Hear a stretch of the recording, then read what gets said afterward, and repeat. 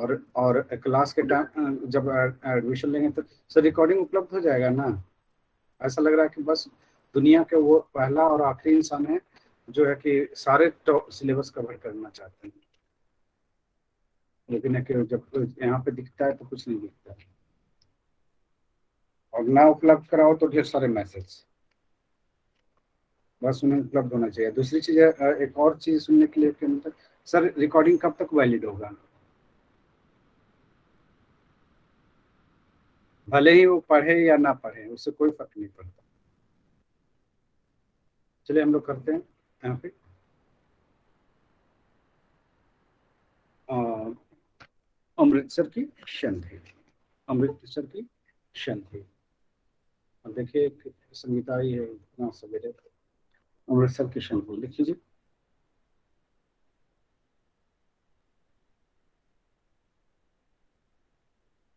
अमृतसर की संधि। प्रणाम सर। खुश रहिए। अब देखिए यहाँ पे अमृतसर की संधि जो है, इधर इधर जो है कि एक तरफ जो है क्या कौन है? अफगानिस्तान है। दूसरी सर तरफ वीडियो ऑफ है। ओके, एक तरफ अफगानिस्तान है और दूसरी तरफ जो क्या है? दूसरे साइड एक तरफ अफगानिस्तान और दूसरे साइड अंग्रेज, और बीच में कौन है? बीच में रणजीत सिंह, पंजाब।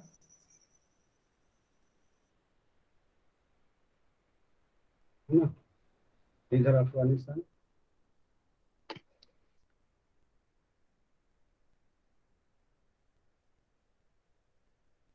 अफगानिस्तान,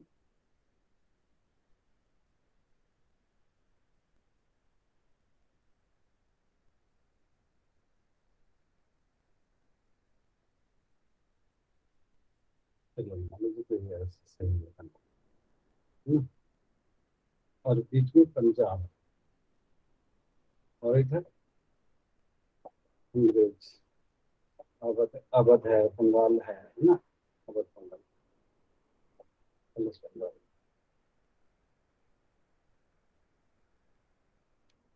तो यहाँ और साथ ही साथ ऊपर पंजाब के ऊपर इसके रसिया के ऊपर कौन है? रूस। रूस है। अफगान को ओके, रूस है। अब देख लीजिए कहाँ पर है, अफगान के ऊपर है या फिर चाइना के ऊपर है ना? ऊपर में रसिया। अब है क्या, इस समय अफगानिस्तान आक्रमण का संकट भी ये जो है उसको डर सताता है। ठीक है, किसको? अंग्रेजों को, है ना? और बहाना बनाता है कि अगर अगर संधि नहीं करेंगे, है ना, तो होगा क्या कि अफगान और ये उधर से जो है रसिया भी आक्रमण कर सकता है। ठीक है, तो यहाँ पे है कि एक चीज समांतर ये चलती कि रूस और फ्रांस के बीच जो है संधि हो जाती है। रूस और फ्रांस के बीच संधि हो जाती है, और इस संधि होता है तो देश डर दिखाता है कि रसिया जो है आक्रमण करेगा, भारत पे आक्रमण कर देगा। और इसी संदर्भ में जो है चार्ल्स मेटकाफ को जो है अंग्रेज ये चार्ल्स मेटकाफ रंजीत सिंह के पास जो है कि उसको भेजा जाता है। चार्ल्स मेटकाफ को कंपनी भेजती है। ठीक है, और मेटकाफ मेटकाफ क्या कहता है, सर रखता है रंजीत सिंह के सामने कि आप जो है अफगान का जब आक्रमण होगा, है ना, अफगानों का जब आक्रमण होगा, मेटकॉफ जो है रंजीत सिंह मेटकॉफ के सामने जो है रंजीत सिंह करें जब अफगान आक्रमण करेगा तो आप किसके साथ देंगे? हम्म? हम किसके साथ देंगे? रणजीत महाराजा सिंह। रंजीत, महाराजा रंजीत सिंह के। तो ये पहला शर्त ये कहते हैं। ठीक है, और दूसरा में कहते हैं क्या कि पंजाब जो है मालवा क्षेत्र पर जब आक्रमण करेगा, है ना, आक्रमण करेगा तो रंजीत सिंह का अधिकार होगा कि वो है उस पे ये अंग्रेजों का ये देना पड़ेगा, आश्वस्त करना पड़ेगा कि वो रंजीत सिंह के खिलाफ कोई आवाज नहीं उठाएगा। कंपनी जो है कि यहाँ पे बात मना कर देती है ना, कहती कहती है कि ऐसा नहीं होगा, तो ऐसा नहीं होगा तो क्या होगा, ये बात वहां सर वो टूट जाती, वार्ता टूट जाती है। ठीक है।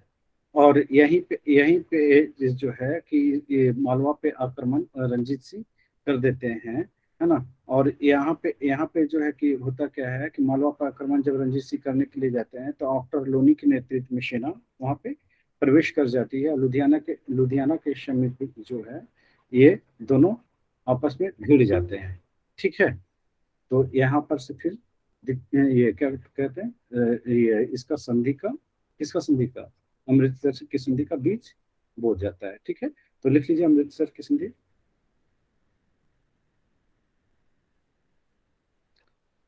लिख लीजिए, इश्क में रूस और फ्रांस के बीच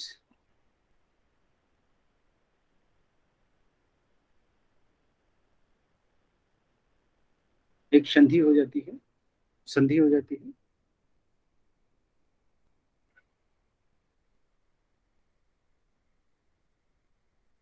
और उसके भारत पे आक्रमण का खतरा बना होता है,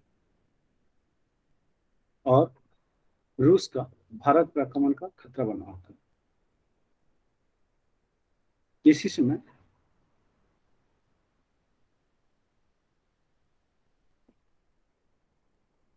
लॉर्ड मिंटो, इस स्थिति को लॉर्ड मिंटो देखते हुए चार्ल्स मेटकॉफ को पंजाब के राजा रंजीत सिंह के पास,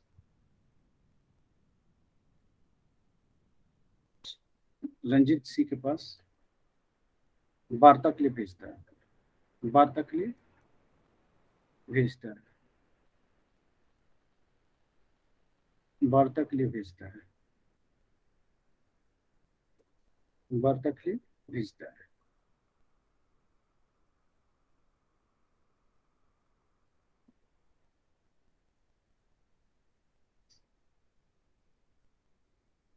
वार्ता के लिए भेजता है। चार्ल्स मेटकॉफ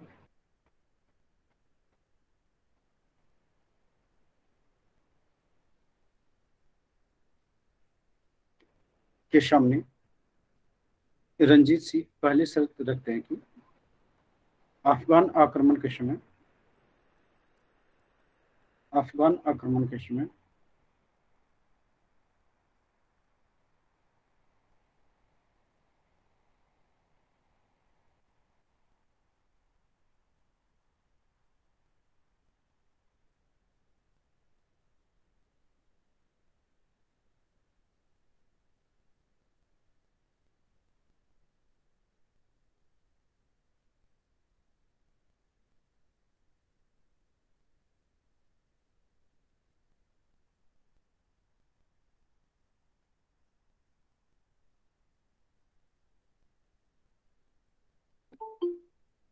अफगान आक्रमण के समय अंग्रेज महाराजा का साथ देने, महाराजा रंजीत सिंह का साथ देने, महाराजा रंजीत सिंह के साथ देंगे, महाराजा रंजीत सिंह के साथ देंगे,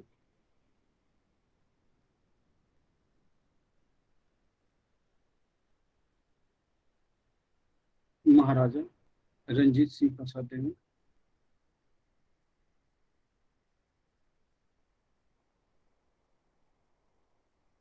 महाराजा रंजीत सिंह के साथ देंगे। दूसरी शर्त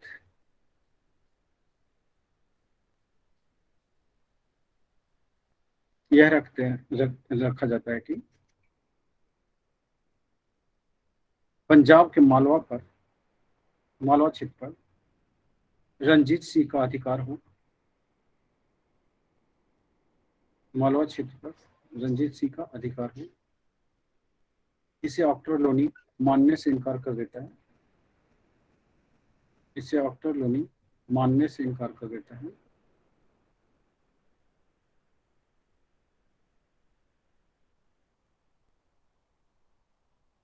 मानने से इनकार करता है और वार्ता समाप्त हो जाती है।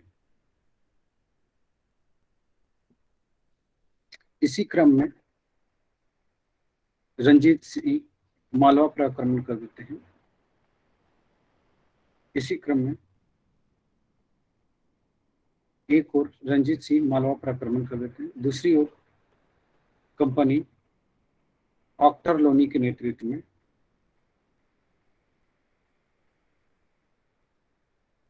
ऑक्टर लोनी के नेतृत्व में ऑक्टर लोनी के नेतृत्व में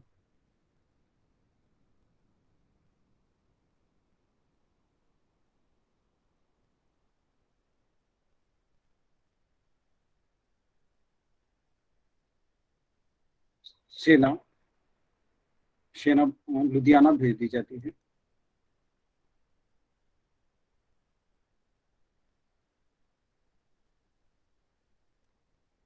सेना लुधियाना भेज दी जाती है।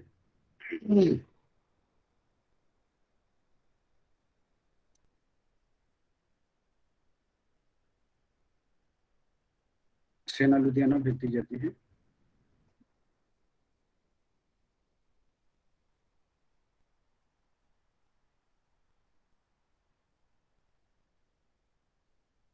सेना लुधियाना भेज दी जाती है।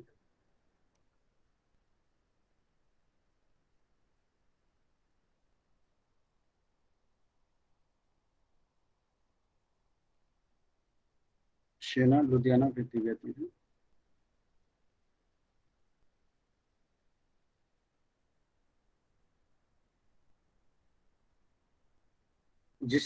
जिससे भयभीत होकर रंजीत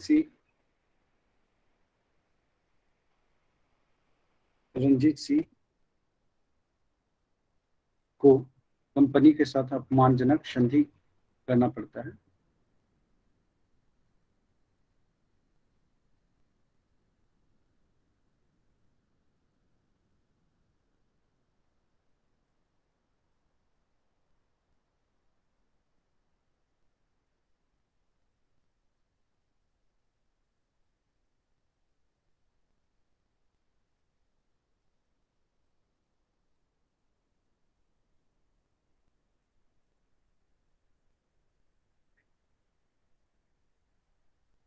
लिख लीजिए, अमृतसर की संधि ये संपन्न हुई है। पूछा हुआ है बीपीएससी में, पूछा हुआ है, संपन्न हुई है 25 अप्रैल 1809। 1809। जो सारा जो है कि बोलता हूँ कि बीपीएससी में पूछा हुआ है तो वो नोट होता है आपके कॉपी में, नहीं होती? जी सर। होता है सर। होता है सर। और जब रिवीजन कर रहे हैं तो उसको ध्यान दे रहे हैं आप लोग कि नहीं दे रहे हैं? ये खाली कॉपियां है कि टेबल पे सजा दे रहे हैं आप लोग? कॉपी ऐसा तो नहीं है कि ले जा करके टेबल पे रखते जा रहे हैं? नहीं सर। चलिए, क्योंकि रिवीजन नहीं करेंगे तो कुछ नहीं होना है, सब धैर्य से। नहीं सर, उसको उसी समय उसी दिन घटना चक्र से ये पढ़ लेते हैं। हाँ, गुड। आगे चलिए, लिख लीजिए किसके किसके बीच हुआ, लिख लीजिए। अमृतसर की संधि अंग्रेजों कंपनी की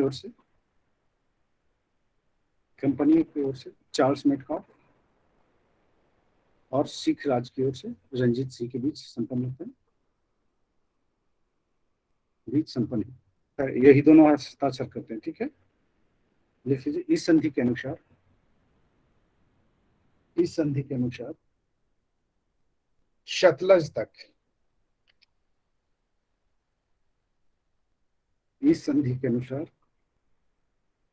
सतलज नदी दोनों की सीमा मान ली गई। अब सतलज नदी है, ये ब्यास है और सतलज है। अब यहाँ तक के जो है दोनों को सीमा मान ली गई। सर वीडियो ऑफ है। सर। ये वीडियो कैसे ऑफ हो गया? बोलना चाहिए ना कि नहीं दिख रहा है सर। मैं उधर पढ़ाऊँ इधर दिखाऊं, तो आपका है कि इधर जो है कि सतलज तक के जो है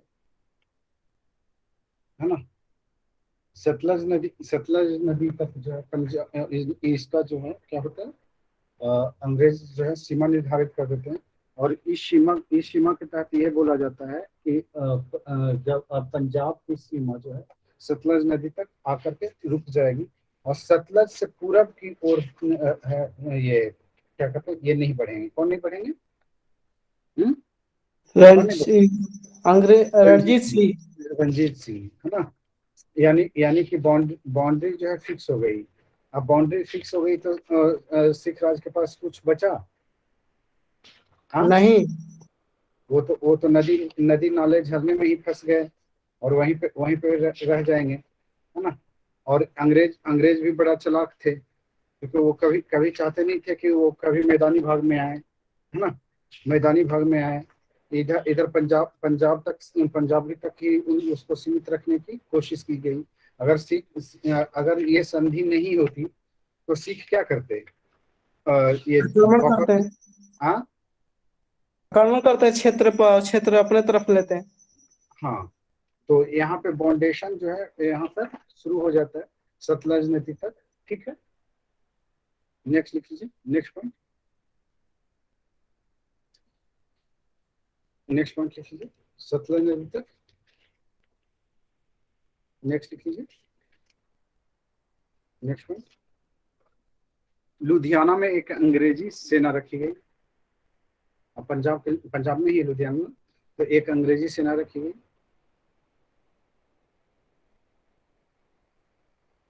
जिससे रंजीत सिंह पूरब की ओर आक्रमण न कर सके। पूरब की ओर आक्रमण न कर सके। अब बताइए, ऐसा ऐसा अगर कर दिया जाए तो क्या होगा? कोई भी राज्य जो है डिक्लाइन की ओर बढ़ जाएगा, है ना। उसको विस्तार का कोई मौका ही नहीं रहेगा। ठीक। और खास तो करके ये उस तो समय मेन समस्या है कि अपने से डर के संधि कर लिए ना। तो डर के संधि कर लिए। अब नहीं करते तो उधर हमला भी तो कर देता, बहाना तो बना रहता। वो किस्सा कहाँ से शुरू हुआ था? जसवंत राव होलकर गया वहां पे शरण लेने के लिए। अब शरण लेने के लिए गया, अंग्रेज भी पहुंच गए। हाँ, अंग्रेज भी पहुंच गए सतलज तक के।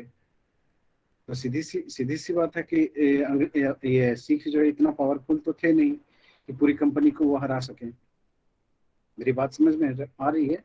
वो संधि क्यों की गई थी? संधि इसलिए की गई थी कि पंजाब राज को बचाया जा सके। आई बात समझ में? जी नेक्स्ट सर। पॉइंट लिख लीजिए। लुधियाना में एक अंग्रेजी सेना रखा गया और जिससे रंजीत सिंह इस संधि रणजीत सिंह इस तरफ आक्रमण न कर सके। दूसरा लिख लीजिए, सतलज के पूरब के राज अंग्रेजों के अधीन चला गया। नेक्स्ट पॉइंट, सतलज के पूरब का राज अंग्रेजों के पास चला गया। ओके। अब इसके पास इधर इधर तो पूरा बैन हो गया, है ना। यानी कि इधर जो है पूरा बैन हो गया। अब इधर इधर रंजीत सिंह नहीं आएंगे। इधर पंजाब से बाहर ये निकलेंगे नहीं, सतलज नदी को पार करके नहीं जाएंगे। तो अब इनके साथ बढ़ने का किधर मौका था? इधर, किधर? अफगानिस्तान, इधर कश्मीर को, हिमाचल और कश्मीर को। ठीक है, क्लियर है। और पहाड़ी राज्यों में निकलने का मौका था। ठीक। हम्म। चलिए आगे बढ़ते हैं। नेक्स्ट लिख लीजिए, लिख लीजिए नेक्स्ट।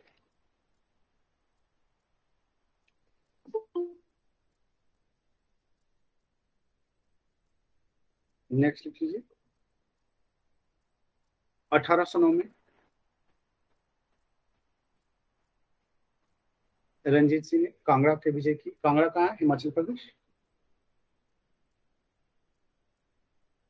1813 में अफगानिस्तान अफगानिस्तान के अमीर शाह सुजा से अफगानिस्तान के अमीर शाह सुजा से कश्मीर को अपने कब्जे में ले लिया।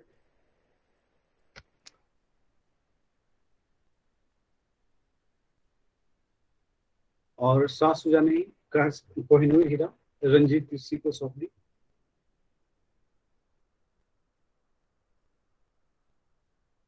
रंजीत सिंह को सौंप दी।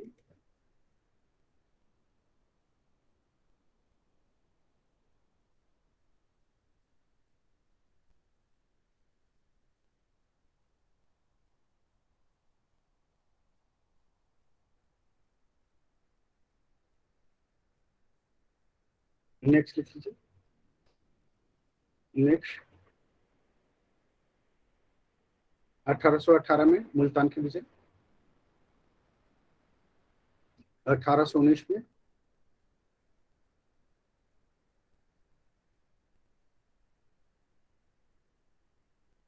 कश्मीर कश्मीर की विजय।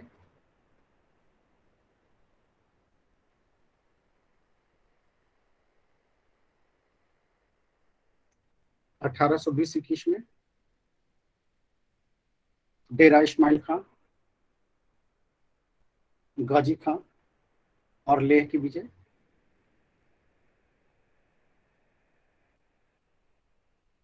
1834 में पेशावर पर अधिकार कर लिया गया। पेशावर पर सिख राज का आधिपत्य हो गया। नेक्स्ट लिख लीजिए।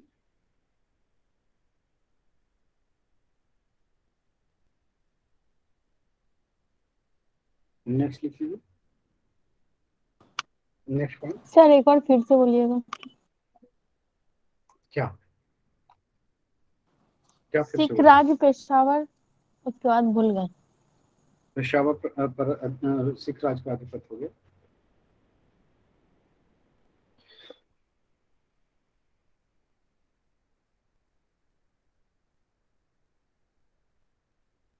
नेक्स्ट लिख लीजिए।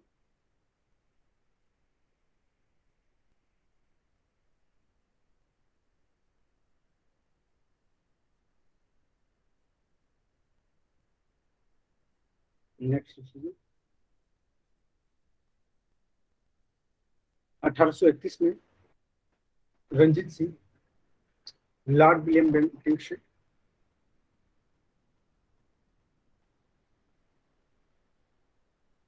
तो रोपर में मिलना चाहते थे, लेकिन मिलना चाहते थे और सिंध बंटवारे पर बात करना चाहते थे, लेकिन विलियम बेंटिंक ने मना कर दिया। विलियम बेंटिंक ने मना कर दिया, लेकिन विलियम बेंटिंक ने मना कर दिया।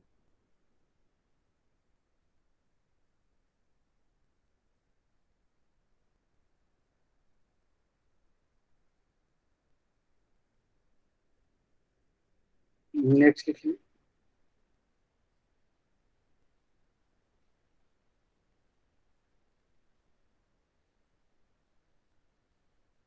नेक्स्ट लिख लीजिए। ऐसे समय जो है कि कहाँ पे अफगानिस्तान की स्थिति क्या होती है, खराब होती है, और वहां पे क्या शुरू हो जाता है, गृह युद्ध शुरू हो जाता है। ठीक है, वहां पे गृह युद्ध की शुरुआत हो जाती है। तो गृह युद्ध की शुरुआत हो जाती है, तो ये वहां पे दोस्त मोहम्मद जो है क्या हुआ करता है, शासक हुआ करता है। और वहां पे जो है कि ये आपस में जो है सब लड़ने लगते हैं अफगानिस्तान के सत्ता के लिए। तो ये कहानी हम आगे कहेंगे। लिख लीजिए। नेक्स्ट लिख लीजिए। लिख लीजिए। नेक्स्ट पॉइंट लिख लीजिए। इसी समय रंजीत सिंह 1835 में रंजीत 1835 में रंजीत सिंह और अंग्रेजों के बीच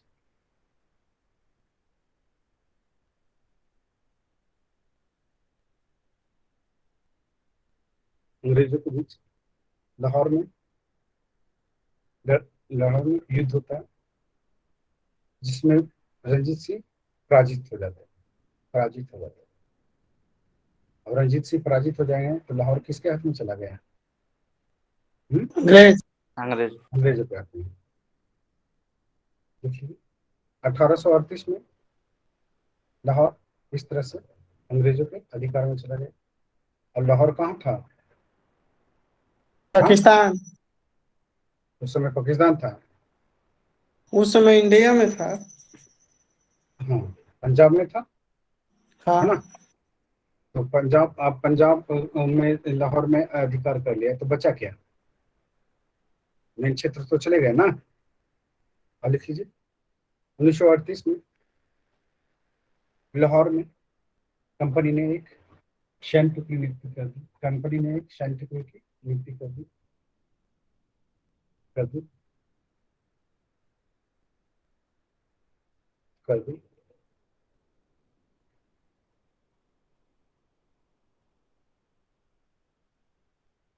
और नियंत्रण क्यों कर दिया, वहां पे नियुक्ति क्यों कर दिया, क्योंकि लाहौर है, और लाहौर और यहाँ से जो है कि क्या होता, रंजीत सिंह के दरबार पर नजर रखी जा सकती थी। और रंजीत सिंह के राज में कोई भी गतिविधियां संपन्न होता है ना, तो अंग्रेज उसको नोटिस करते और उसके अनुसार वो क्या करते, रिएक्ट करते। ठीक है, तो ये चीजें यहाँ पर से हो गया, तो लिख लीजिए। इसी समय अफगानिस्तान के अमीर अमीर शाह शुजा को दोस्त मोहम्मद की जगह अफगानिस्तान का अफगानिस्तान का अफगानिस्तान का अमीर बनाने हेतु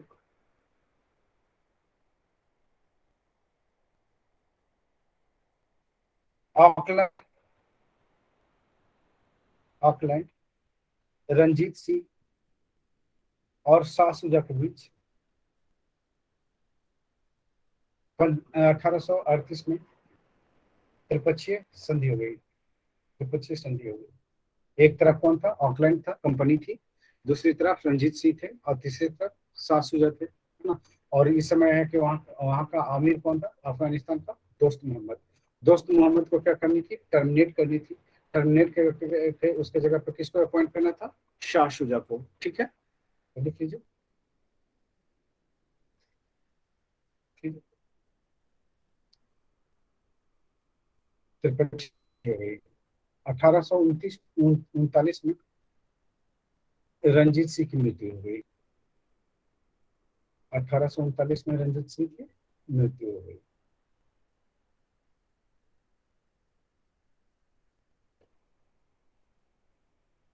मृत्यु हो गई। अंग्रेज का भी समय समय पर साथ मिलता भी है। वो कोई भी ऐसा मौका वो नहीं छोड़ता है, अंग्रेज छोड़ा है जहां पर से उसको लॉस हो, है ना। और हर मौके का उसने फायदा उठाया है। अब जैसे जैसे देखिए आप ही लोग, है ना, आप लोग हैं, तो सिविल सर्विसेज क्या है कि आपकी गलतियों का फायदा सीधे दूसरे को मिलता है ना। जो अगर है कि आप अलर्ट हैं तो आपकी कीमत पे दूसरे की को सफलता मिलती है। पता है आपको ये बात, नहीं पता है आपकी कीमत क्यों, क्योंकि है कि आप अगर सीरियसली नहीं लेंगे, अपनी कमी को दूर नहीं करेंगे, प्रैक्टिस नहीं करेंगे, सेट नहीं बनाएंगे, टेस्ट नहीं देंगे, है ना। आप सोचेंगे कि फॉर ग्रांटेड है कि हमने हमने तो सब कुछ पढ़ लिया है, हमारी सब तैयारी है, बिना प्रैक्टिस के उतरेंगे, पीटी में ही फेल कर जाएंगे, बिना बिना आंसर राइटिंग के उतरेंगे, मेंस में फेल कर जाएंगे।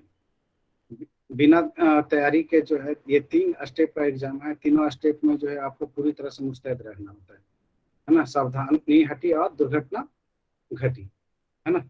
अब सोचिए देखिए इस तरह से कितनी बड़ी एलिमिनेशन जो है बीपीएससी तैयार करती है कि 5 लाख लोग को कैसे टर्मिनेट करना है, उसे पूरी तरह से पता है। अभी बहुत सारे लोग जो है कि क्या कहते हैं, फॉर्म भरने में ही एग्जाम से बाहर हो रहे हैं, गलती भर दिए। तो एक बार बीपीएससी की मौका भी दिया है कि नई गलतियों को सुधार लीजिए, फिर भी दोबारा सबमिट करने के फिर गलती कर दिए। उसके बाद बोलते हैं सर पापा के नाम में गलत हो गया, सर डेट ऑफ बर्थ में गलत हो गया, हमके भूल जाओ एग्जाम, है ना, मत दो एग्जाम, तो कुछ और तैयारी कर लो, रेलवे बैंकिंग का तैयारी कर लो। अब अलर्टनेस नहीं दिखाएंगे तो गड़बड़ हो जाएगी, तो हर जगह अलर्टनेस की जरूरत होती है। अंग्रेज उसमें माहिर थे, सिविल सेवा यही लेके आए हैं ना इंडिया में, कौन लेके आए हैं, अंग्रेज। जी सर, हाँ, अंग्रेज। अंग्रेज लेके आए हैं। तो आपको सोचने के जो तरीके, स्मार्ट तरीके होनी चाहिए, नहीं होनी चाहिए कि हमें कैसे सिलेक्ट होना है। बीपीएससी तो कहती है कि रिजेक्ट होने से बच कर दिखाओ, है ना, हम तुम्हें सिलेक्ट कर लेंगे। लेकिन स्टूडेंट की ढीला ढाला जो है कि रणनीति जो है उन्हें बाहर होने के लिए मजबूर करता है। इसमें जो आखिरी तक के बच्चे जो टिके होते हैं वो स्मार्ट होते हैं। बाकी जो है कि पहले राउंड में जो ये बाहर होते हैं वो बेवकूफ होते हैं, है ना। सबसे बड़ा बेवकूफ। यूपीएससी कहती है कि बच सको तो बच लो, और फिर भी बच्चे जो है वो रणनीति नहीं अपनाते। कितने लोग हैं कि यहाँ पे है कि सीरियस होकर करके टेस्ट वगैरह दे रहे हैं, कितने लोग हैं कि मार्क पे काम कर रहे हैं, कितने लोग हैं? एक लोग, दो लोग, तीन लोग, चार, पाँच, छह लोग, अच्छा, सात आठ लोग हैं, बाकी लोग सीरियस नहीं है। हम्म? चलिए, आठ लोग कम से कम, आठ रिजल्ट तो दिखेगा। आगे बात करते हैं यहाँ पे, लिख लीजिए। तो अब रंजीत सिंह की मृत्यु हो गई, तो अब वहाँ का प्रशासन लिख लीजिए, प्रशासन लिख लीजिए।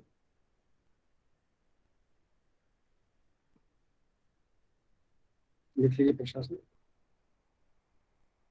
रंजीत सिंह की शासन व्यवस्था कैसी थी? निरंकुश शासन व्यवस्था थी। रंजीत सिंह की शासन व्यवस्था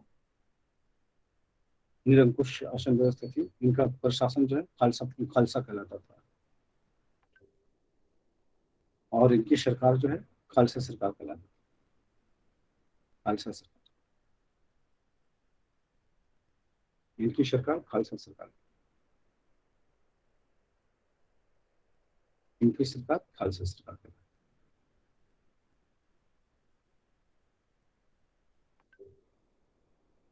खालसा सरकार।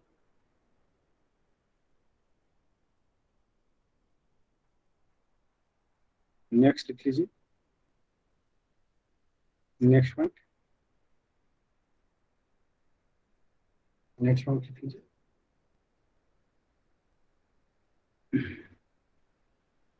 नेक्स्ट लिख लीजिए।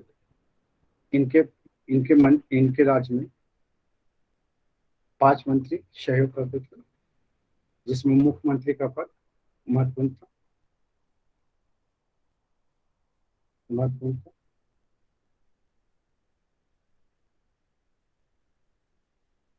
अब देखिए इनके प्रशासन में जो है ना, लिख लीजिए,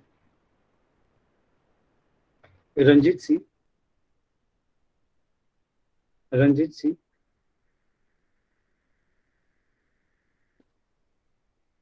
रंजीत सिंह ब्रिटिश एवं फ्रांसीसी सैन्य व्यवस्था के अनुसार, रंजीत सिंह ब्रिटिश एवं फ्रांसीसी सैन्य व्यवस्था के आधार पर एक कुशल,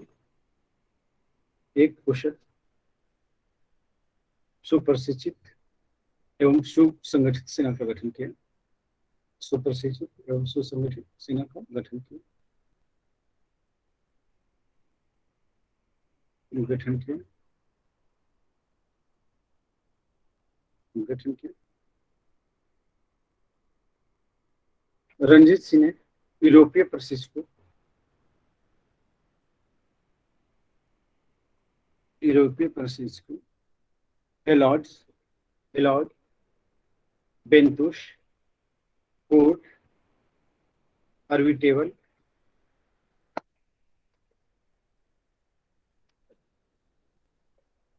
एलॉर्ड, एलॉर्ड बेंतुश, बेंतुश कोर्ट, कोर्ट अर्बिटेबल,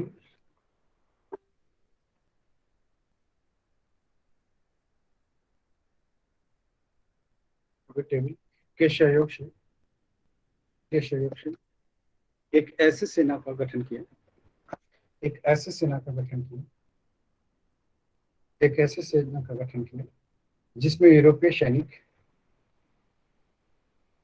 एवं अधिकारियों के साथ साथ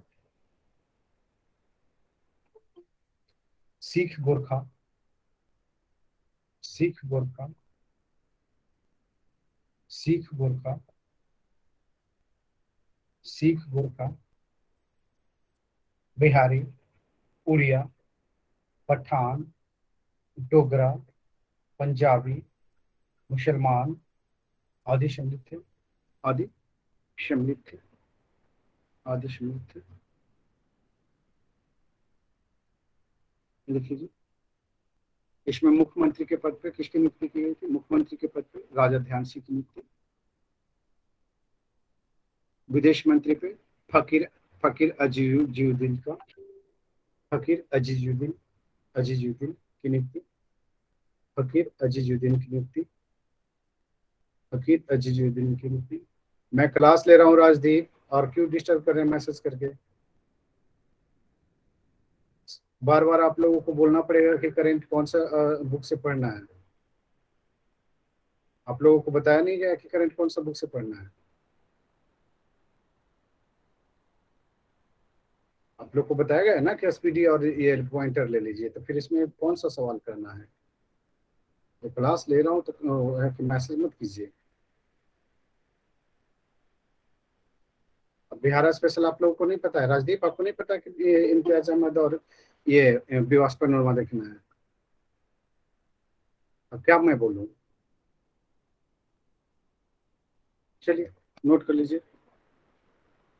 क्लास अगर आप लोग ज्वाइन करेंगे तो आपको ये हालात का सामना कभी नहीं करना पड़ेगा। हर हर वो चीज़ें मैं बताता हूँ जहाँ पर से आपको क्वेश्चन पूछा जाता है, जहाँ पर सारी चीज़ें की जाती है। हर एनालिसिस दे रहा हूँ नहीं दे रहा हूँ, लेकिन फॉलो करने वाले कितने लोग हैं?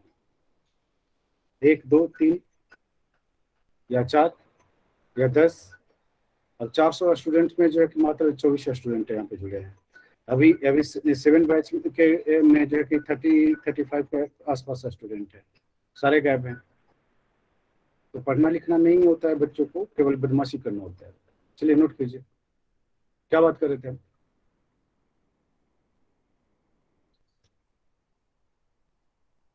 विदेश मंत्री अजीजुद्दीन। विदेश मंत्री के पद पर अजीजुद्दीन की नियुक्ति। अजीजुद्दीन की नियुक्ति। अजीजुद्दीन।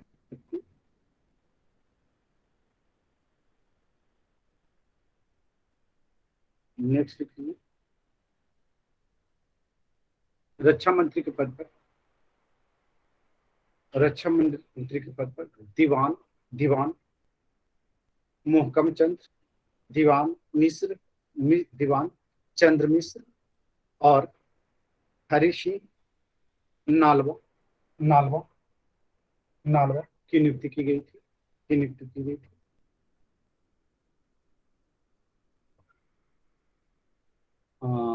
अर्थ मंत्री के रूप में भगवान दास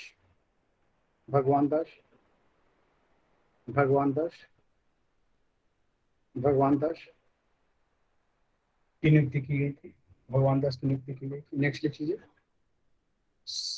नेक्स्ट लिखिए सदर ड्योढ़ी पद पर नियुक्त व्यक्ति रंजीत सिंह के सबसे करीबी व्यक्ति होता था। सबसे करीबी व्यक्ति होता था।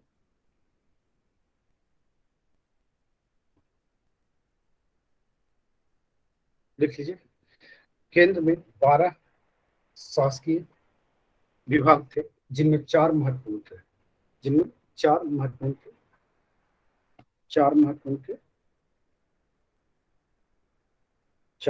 थे। लिख लीजिए कौन कौन? दफ्तर ए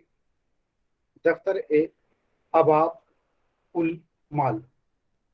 दफ्तर ए अबाब उल माल।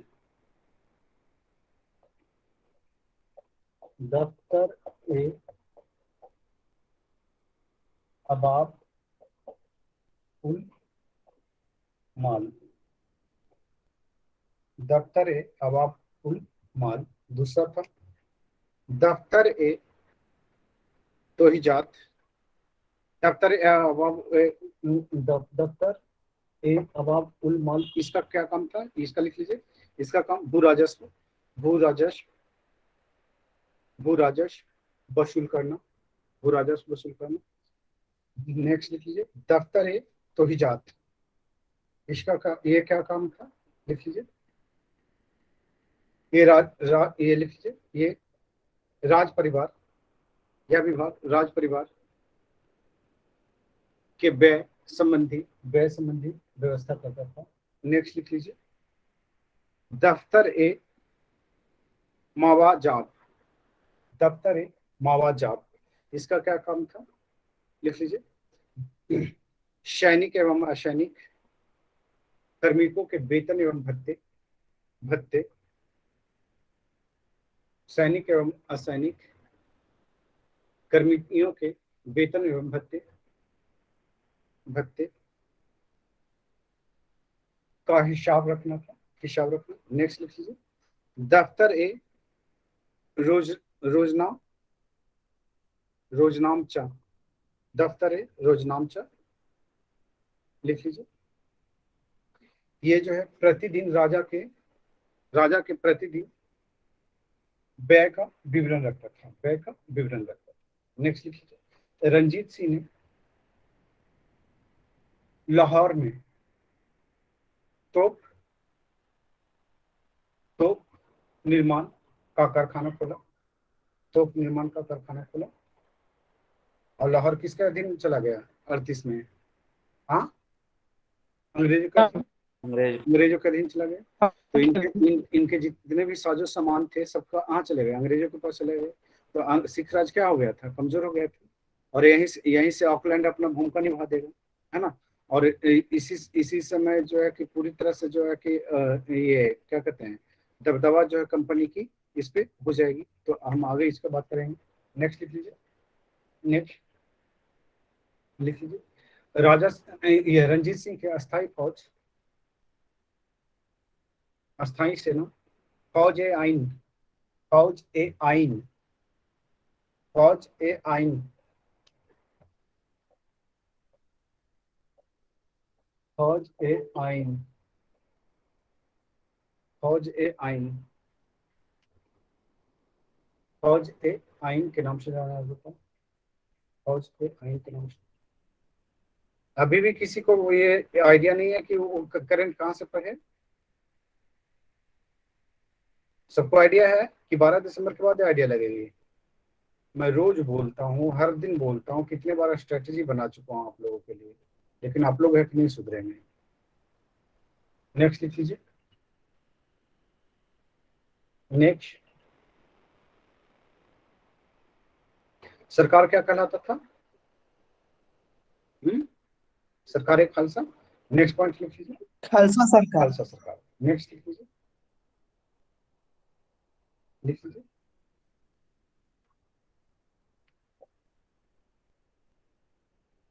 और रंजीत सिंह ने अपने राज्य में ढाले गए सिक्के को नानक शाही सिक्के का नाम दिया, नानक शाही सिक्के का नाम दिया, नानक शाही सिक्के का नाम दिया।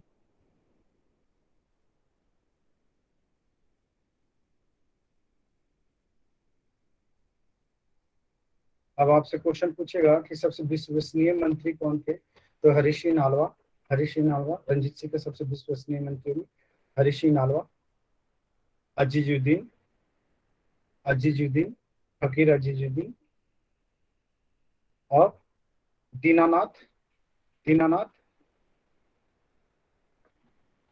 दीनानाथ। ये वित्त मंत्री थे। ये उनके सबसे विश्वसनीय मंत्री थे। नेक्स्ट लिख लीजिए।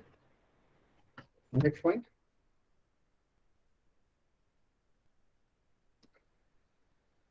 लिख लीजिए। रंजीत सिंह कारदार,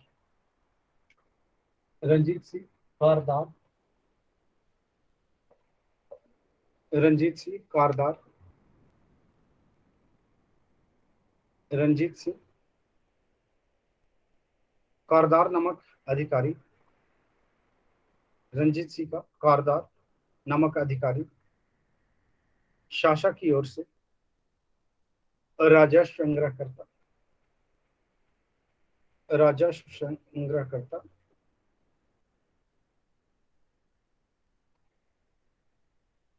राजस्व संग्रह करता,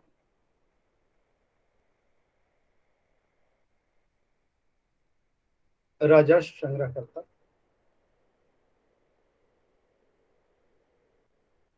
खजांची, लेखाकार, न्यायाधीश, मजिस्ट्रेट,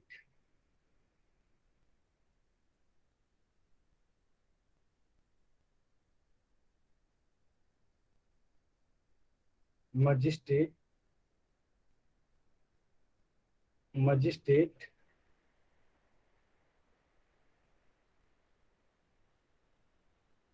मजिस्ट्रेट, मजिस्ट्रेट और लोगों का समान पर्यवेक्षण का कार्य करता था। कारदार का ये सब काम था। ठीक है, नेक्स्ट लिख लीजिए। नेक्स्ट, नेक्स्ट लिख लीजिए। नेक्स्ट पॉइंट, लोगों का सामान्य, उसके बाद क्या बोले सर? समान लोगों का, लोगों का समान पर्यवेक्षण करता था। ठीक है, लिख लीजिए। नेक्स्ट,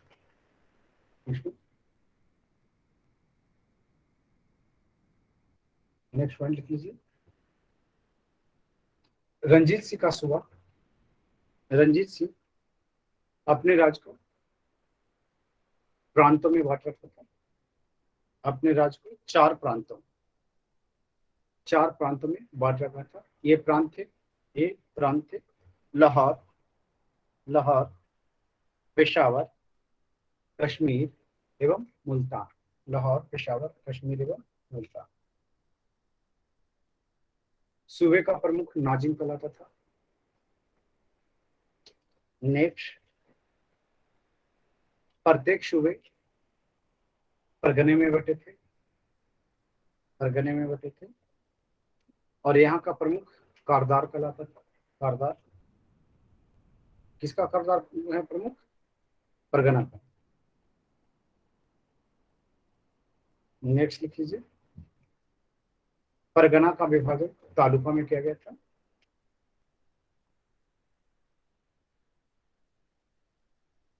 और प्रत्येक तालुका में 50 से 100 गांव आते थे। प्रत्येक तालुका में 50 से 100 गांव। ठीक है, क्लियर है? भू राजस्व लिख लीजिए। भू राजस्व, भू राजस्व लिख लीजिए। भू राजस्व,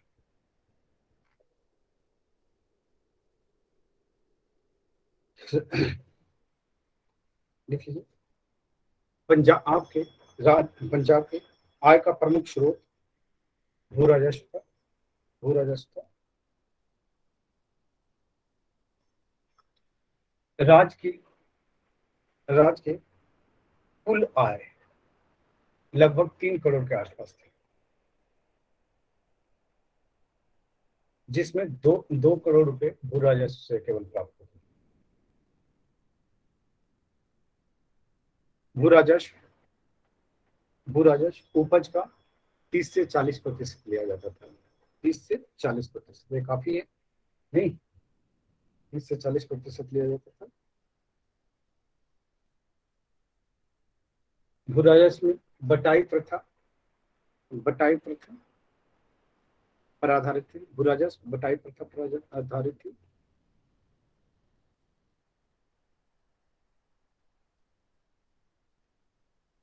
दूसरा, भू राजस्व का दूसरा प्रकार कनकुत व्यवस्था थी। कनकुत व्यवस्था में उपज नकदी ली जाती थी। कनकुत व्यवस्था में कर वसूली, उपज का नकदी लिया जाता था। तीसरी व्यवस्था लागू थी नीलामी व्यवस्था।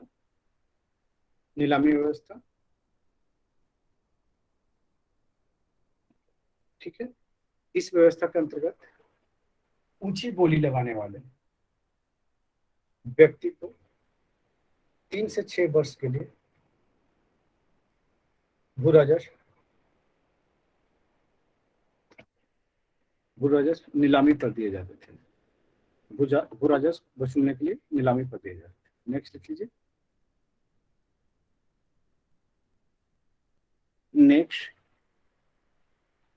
नेक्स्ट लिख लीजिए।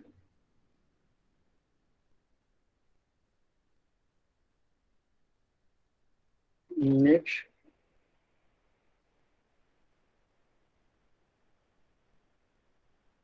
रंजीत सिंह की मृत्यु के बाद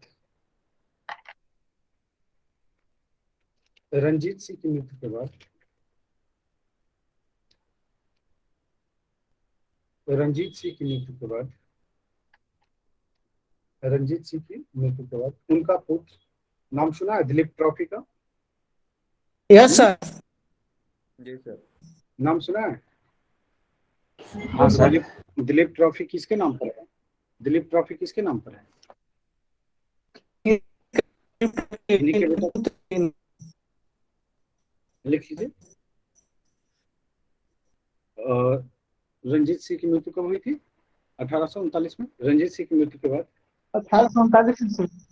हाँ, रंजीत सिंह की मृत्यु के बाद 1943 तक 3 आयोग उत्तराधिकारी, क्रमशः खड़क सिंह, नैनीहाल सिंह और शेर सिंह ने पंजाब पर शासन किया। ये सब के सब नालायक थे। अब आप लोग भी ये सब मत लिख लीजिएगा, आयोग उत्तराधिकारी लिखिएगा। नेक्स्ट लिख लीजिए। 1843 में महाराजा रंजीत सिंह के अल्पवयस्क पुत्र या अल्पायु पुत्र दिलीप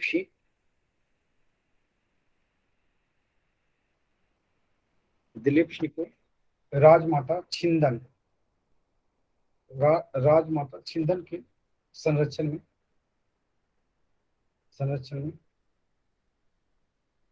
छिंदन के संरक्षण में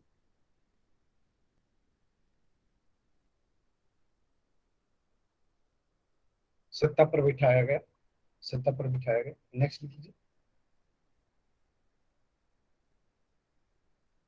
नेक्स्ट लिखिए। अंग्रेजी सेना अंग्रेजी सेना अंग्रेजी सेना अंग्रेजी सेना ह्यूगअप के नेतृत्व में ह्यूगअप के नेतृत्व में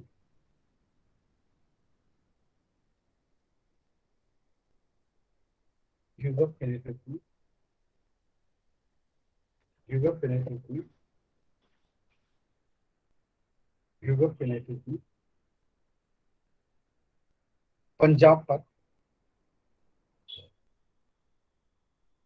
पर आक्रमण हुआ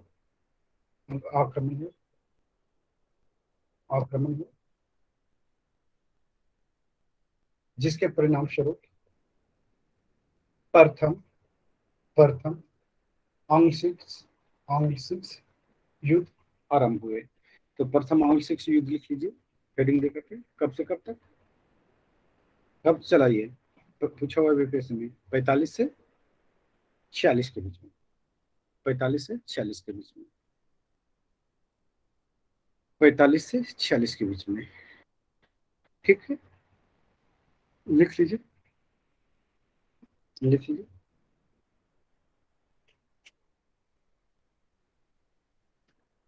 लिख लीजिए इसमें प्रथम आंशिक युद्ध प्रथम आंशिक युद्ध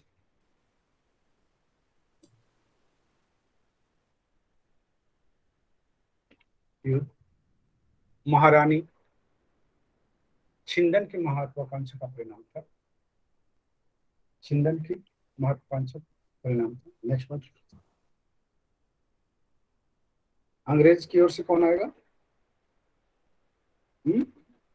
कौन लड़ेगा इसमें, बताइए। Broad foot. हाँ, brand foot. Brand foot, broad. Broadfoot. We are ready. लिख लीजिए।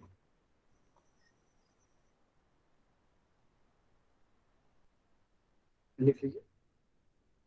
इस समय इस इस लिख लीजिए। इस युद्ध की शुरुआत मुदकी की युद्ध से शुरू हुई है।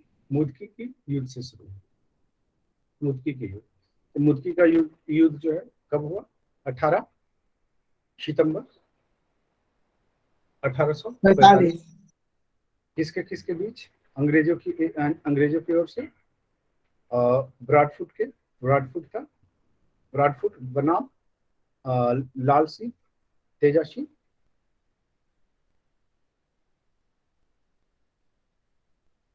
लाल सिंह और तेजा सिंह दूसरा जो है फिरोज शाह का युद्ध, ये कब हुआ? 21 दिसंबर 1945। तीसरा युद्ध है बदोवाल का युद्ध। बदोवाल का युद्ध ये कब हुआ? बदोवाल का युद्ध 28 जनवरी 1844। फिर उसी दिन अलीवाल का युद्ध हुआ 28 जनवरी 1946 को। लेकिन ये किसी में भी निर्णय नहीं निकला। तो इसमें हुआ क्या, देख लीजिए। शबराव का युद्ध, शबराव का युद्ध ये कब हुआ? 10 फरवरी 1840। यह युद्ध निर्णायक सिद्ध हुई, निर्णायक सिद्ध हुई। इस युद्ध में सिख बुरी तरह से पराजित हुए।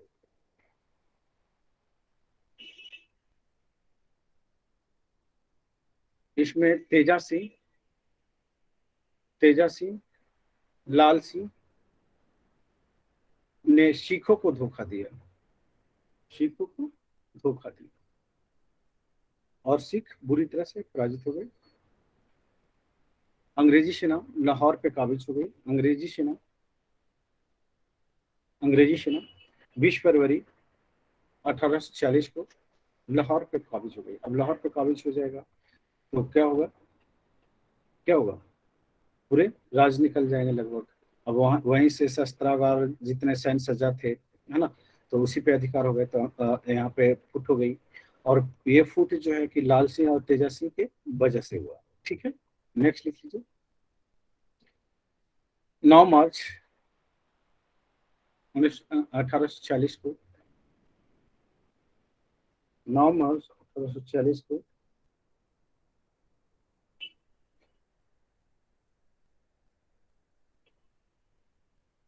सिख, अंग्रेज और सिखों के बीच, अंग्रेज और सिख राज के बीच लाहौर की संधि संपन्न हुई। लाहौर की संधि संपन्न हुई। लाहौर की संधि कब हुई? देखिए, लाहौर की संधि 8 मार्च 1946 को संपन्न हुई। 8 मार्च 1946 को लाहौर की संधि संपन्न हुई। लिख लीजिए इसके क्या क्या प्रोविजन थे, क्या क्या इसमें किया गया, लिख लीजिए थोड़ा सा। महाराजा ने सतलज के पार के अपने समस्त क्षेत्र, सतलज नदी के पार के अपने समस्त क्षेत्र पर, क्षेत्र पर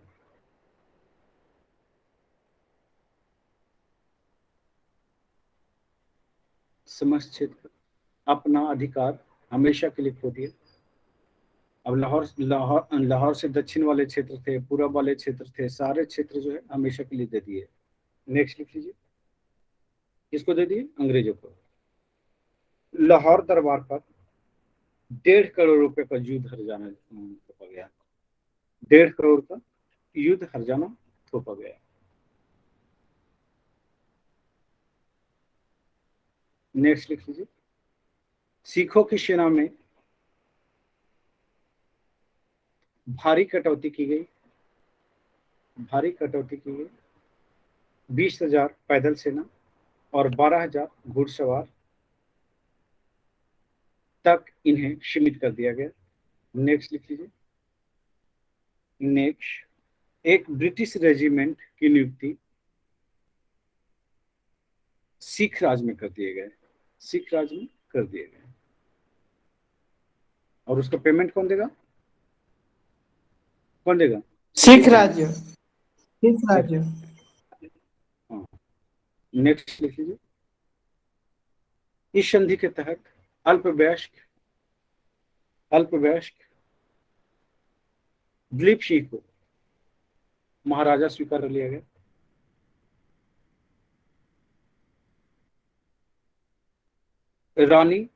रानी जिंदन को उसकी संरक्षिका और लाल सिंह को उसका वजीर नियुक्त किया गया,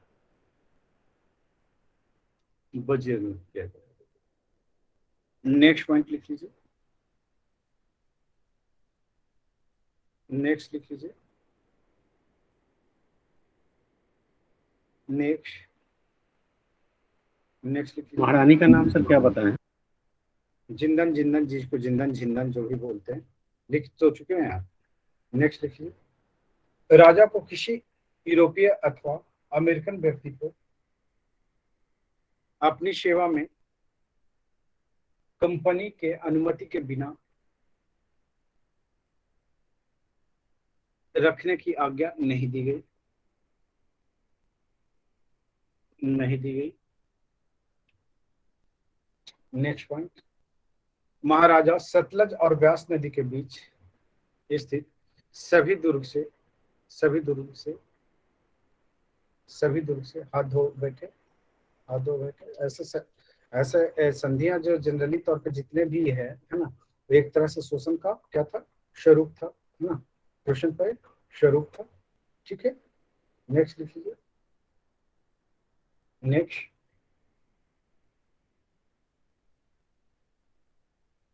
नेक्स्ट लिख लीजिए। अब यहाँ पे संधि एक और संधि होगी, है ना, लिख लीजिए। 16 दिसंबर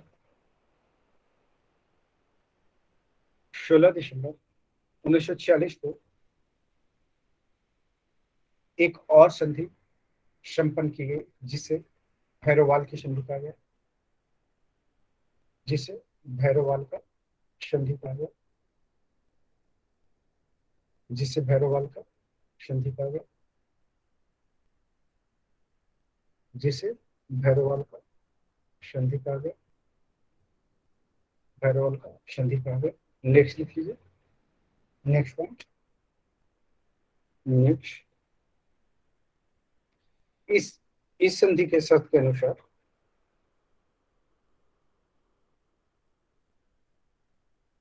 जिंदन की संरक्षिता को समाप्त कर दी गई और 1.5 लाख रुपए की वार्षिक पेंशन दे दिया गया, वार्षिक पेंशन दे दिया।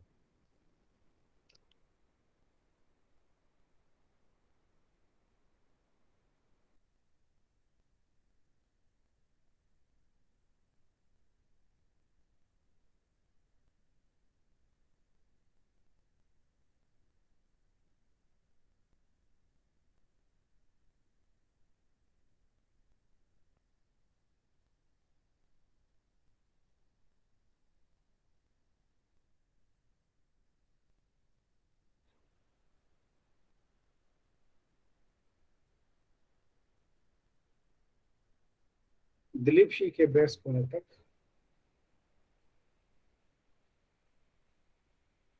दिलीप सिंह के वयस्क होने तक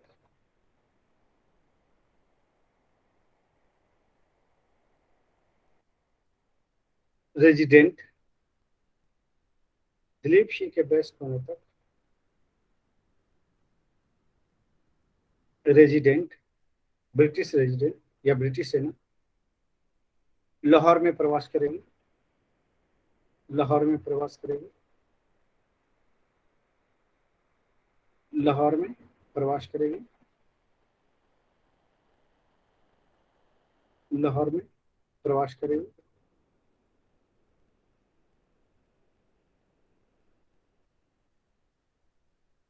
आप लोग है कि ये क्या कहते हैं, जो लोग टीचिंग की ओर इंटरेस्टेड हैं या फिर है कि जो लोग ये जॉब कहीं नहीं करते हैं, उनका MA नेट या JRF PhD जो भी है तो आप लोग यहाँ पे क्या कहते हैं BR यूनिवर्सिटी में अप्लाई कर सकते हैं। गेस्ट फैकल्टी आया हुआ है। नेक्स्ट लिख लीजिए।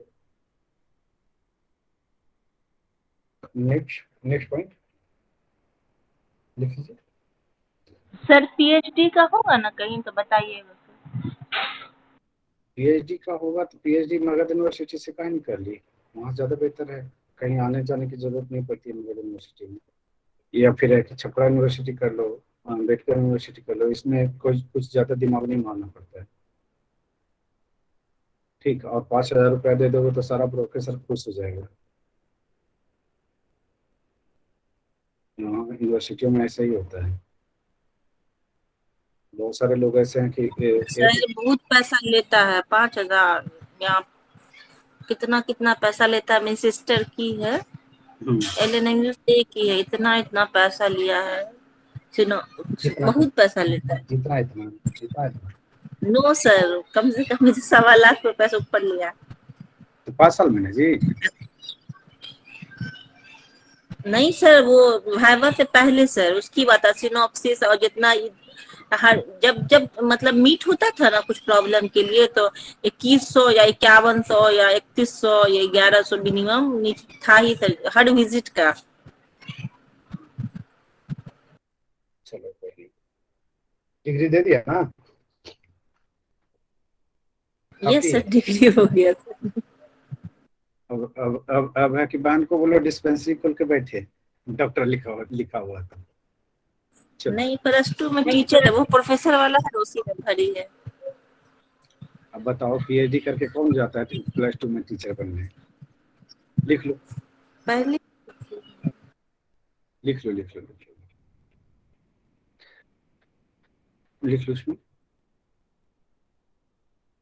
अब ये देखिए, जितनी भी कूटनीतियां हैं, है ना, तो इन कूटनीतियों के माध्यम से क्या कर रहा है, जितनी भी संधियां हुई, तो इन संधियों के माध्यम से जो है कि अंग्रेज क्या कर रहे थे, देशी राज्यों को लगभग हड़प जा रहे थे, नहीं हड़प जा रहे थे। अब चलिए लिखते हैं, द्वितीय आंग्ल सिख आंग्ल युद्ध, है ना, द्वितीय आंग्ल सिख युद्ध, ये जो है तुरंत शुरू होती है 48 से 49 में, 1948 से 49 तक, 48 से 49 तक, 48 से 49 तक, 48 से 49 तक लिख लीजिए।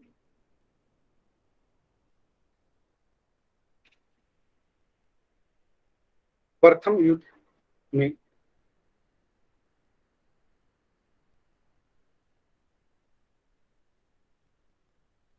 पराजित होने के बाद सिख राज्य अपनी प्रतिष्ठा को पुनः प्राप्त करने के लिए उद्यत था, या पुनः अपनी प्रतिष्ठा को पुनः प्राप्त करने के लिए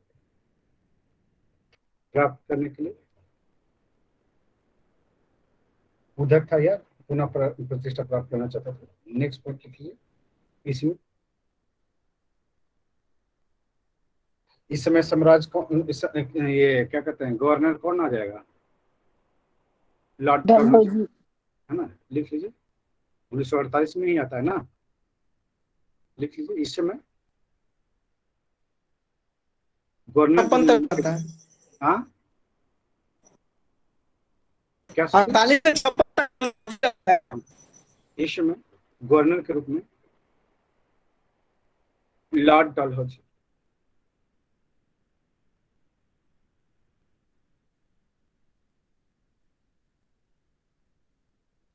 लॉर्ड डलहौजी गवर्नर जनरल के रूप में लॉर्ड डलहौजी की नियुक्ति की जाती है।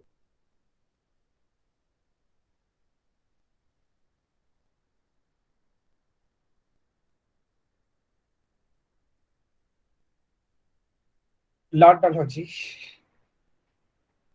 रानी जिंदन के साथ बहुत बुरा व्यवहार करता है।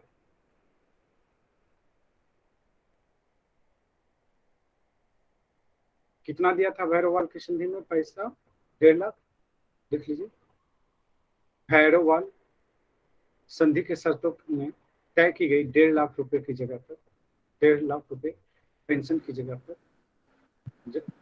पेंशन 1.5 लाख रुपए पेंशन को घटाकर 40,000 रुपए कर देते, 48,000 रुपए कर दी गई।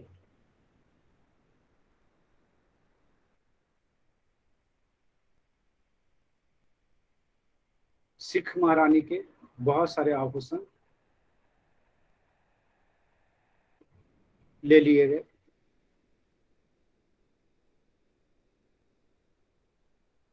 उन पर जासूस बैठा दिया गया।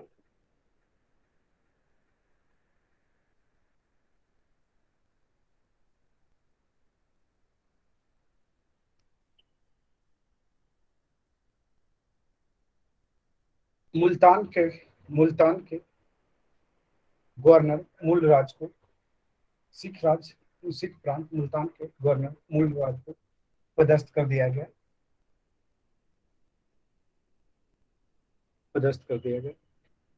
इस स्थिति में सिख जनता अंग्रेजों के विरुद्ध विद्रोह कर दिया। फिर से युद्ध की तैयारी। नेक्स्ट लिख लीजिए। फलतः डलहौजी ने युद्ध की घोषणा कर दी। तो इसमें जो है कुल 3 युद्ध लड़े गए। लिख लीजिए। द्वितीय आंग्ल सिख युद्ध में कुल 3 युद्ध लड़े गए। पहला रामनगर का युद्ध,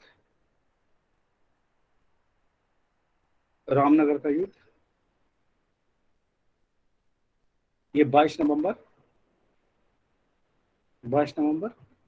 1948 को।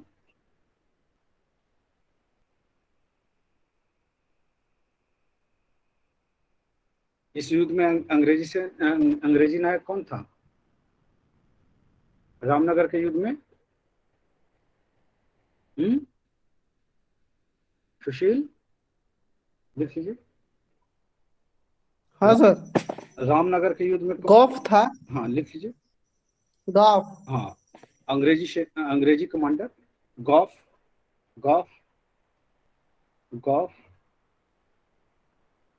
वर्सेस ब्रिटिश ये सिख सेनापति। ये युद्ध अनिर्णायक साबित हुआ। दूसरा लिख लीजिए। चिलियावाला का युद्ध 13 फरवरी 1839 को 13 फरवरी 1849 को।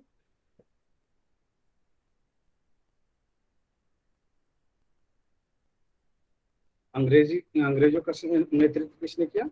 गॉफ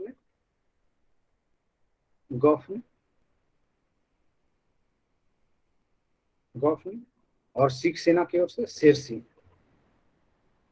सिंह सिख सेना की ओर से शेर सिंह का नेतृत्व था।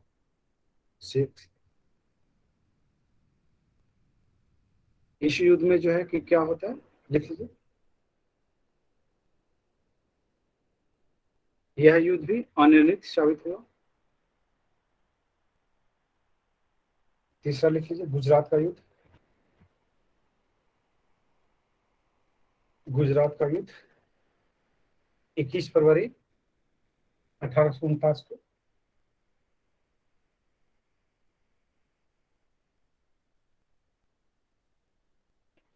अंग्रेजी सेना का कमान चार्ल्स नेपियर के हाथ में।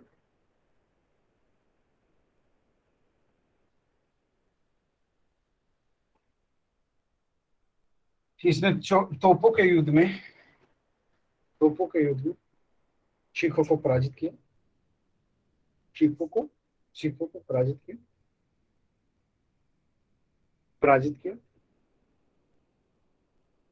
और 19 मार्च 1849 को 19 मार्च 1849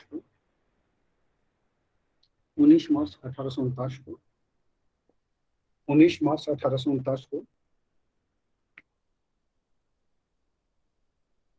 डलहौजी ने सिख राज को 29 मार्च। हाँ लिख लीजिए। 29 मार्च, मैंने क्या 19 बोल दिया। 29 मार्च 1849 को सिख राज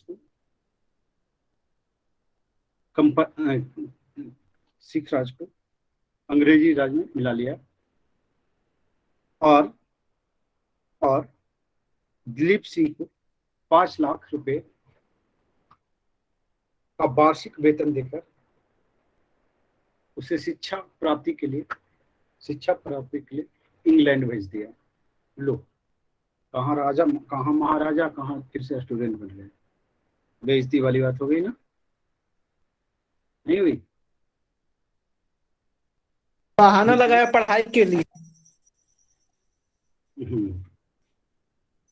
बाद में जो है कि ये ईसाई धर्म ग्रहण कर लेते हैं और जमींदार की तरह अपना जीवन व्यतीत करते हैं और उसके बाद इनका जो झुकाव है क्रिकेट की ओर हो जाती है। यही कहानी है इनके। ठीक है, नेक्स्ट लिख लीजिए। और इदलिब से ही जो है ये अंग्रेज क्या लेते हैं, कोहिनूर हीरा ले लेते हैं। ठीक है, राजा दिलीप सिंह से ही अंग्रेज कोहिनूर हीरा ले लेते हैं। क्लियर है, आगे चलते हैं। नेक्स्ट लिख लीजिए। नेक्स्ट लिख लीजिए, मैसूर। मैसूर राज, मैसूर राज। आज है कि 7:30 से पहले कोई भागेगा नहीं, सुशील को छोड़ के। हाँ सुशील, हमें लिख उसमें लीजिए। शामिल कर ले। आपको छोड़ दिया ना, आपको कहाँ हम भी शामिल शामिल किया? हैं। आपको तो हमेशा छोड़ के बात करते हैं। नहीं, हमें मत छोड़िए। चलिए मैसूर कर लेते हैं। अच्छा, टीपू सुल्तान का नाम सुना है? क्वेश्चन यहाँ से पूछता है। क्या सर?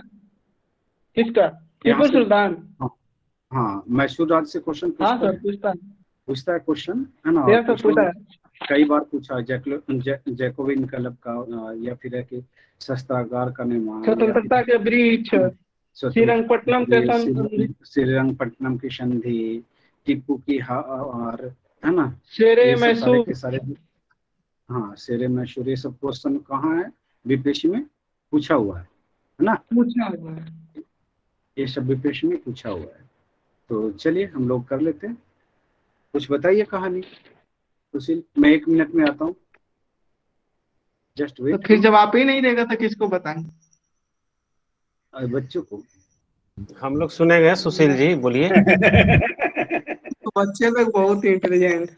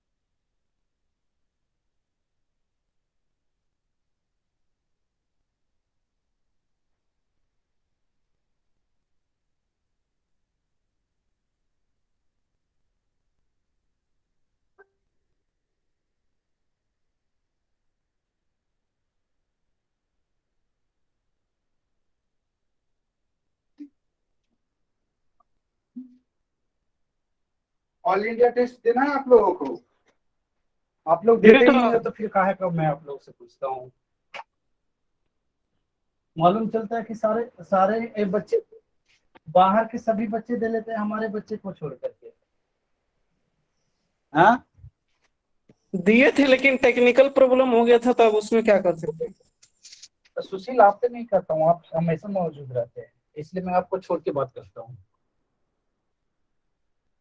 आपको छोड़ देता हूँ, परमानंद को छोड़ देता हूँ, हरिंदर को छोड़ देता हूँ। ये सब बच्चों को काउंट नहीं करता कभी, ये परमानेंट वाले बच्चे हैं। बाकी है कि ये क्या कहते हैं, पार्ट टाइम, ये वो फरहा है। और भी कोई बच्चा है? नहीं। जी सर, हम भी दिए हैं सर। हाँ, एक तो अमित क्या नाम के क्या कोई। इरादा है? वो मेरा ही है, और हम भी दिए थे। जी हाँ हाँ, सुशील हल्के में ले रहे हैं आपको, है ना। सर, आप ही छोड़ दिए हैं तो वो तो लेंगे ही ना। नहीं रे, वहाँ पर योर हैंड था तो हम सोचे देखे नहीं कौन लोग हैं। अच्छा, अगर जो टेस्ट जो होगा ना संडे को, है ना, ओके, तो इस टेस्ट को जो है कि मैं ऑल इंडिया पे कर दे रहा हूँ। मेरी बात समझ रहे हो? जी। अच्छा। और इससे होगा क्या कि आप लोग की स्थिति जो है, एग्जैक्ट स्थिति सिचुएशन पता चल जाएगी कि आप किस लेवल के हो।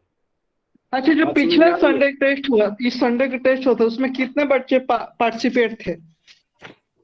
22 बच्चे थे, 55-57 बच्चे में। ये सब बच्चे, बाकी बच्चे तो माशाअल्लाह है ना। इनको क्या चाहिए? अकबर का बेटा कौन था, बाबर का पोता कौन था, इन्हें ये चाहिए। इन्हें ये चाहिए कि हिमालय कहाँ पर है, इन्हें ये चाहिए कि अटलांटिक महासागर कहाँ पर है, ठीक है। इन्हें ये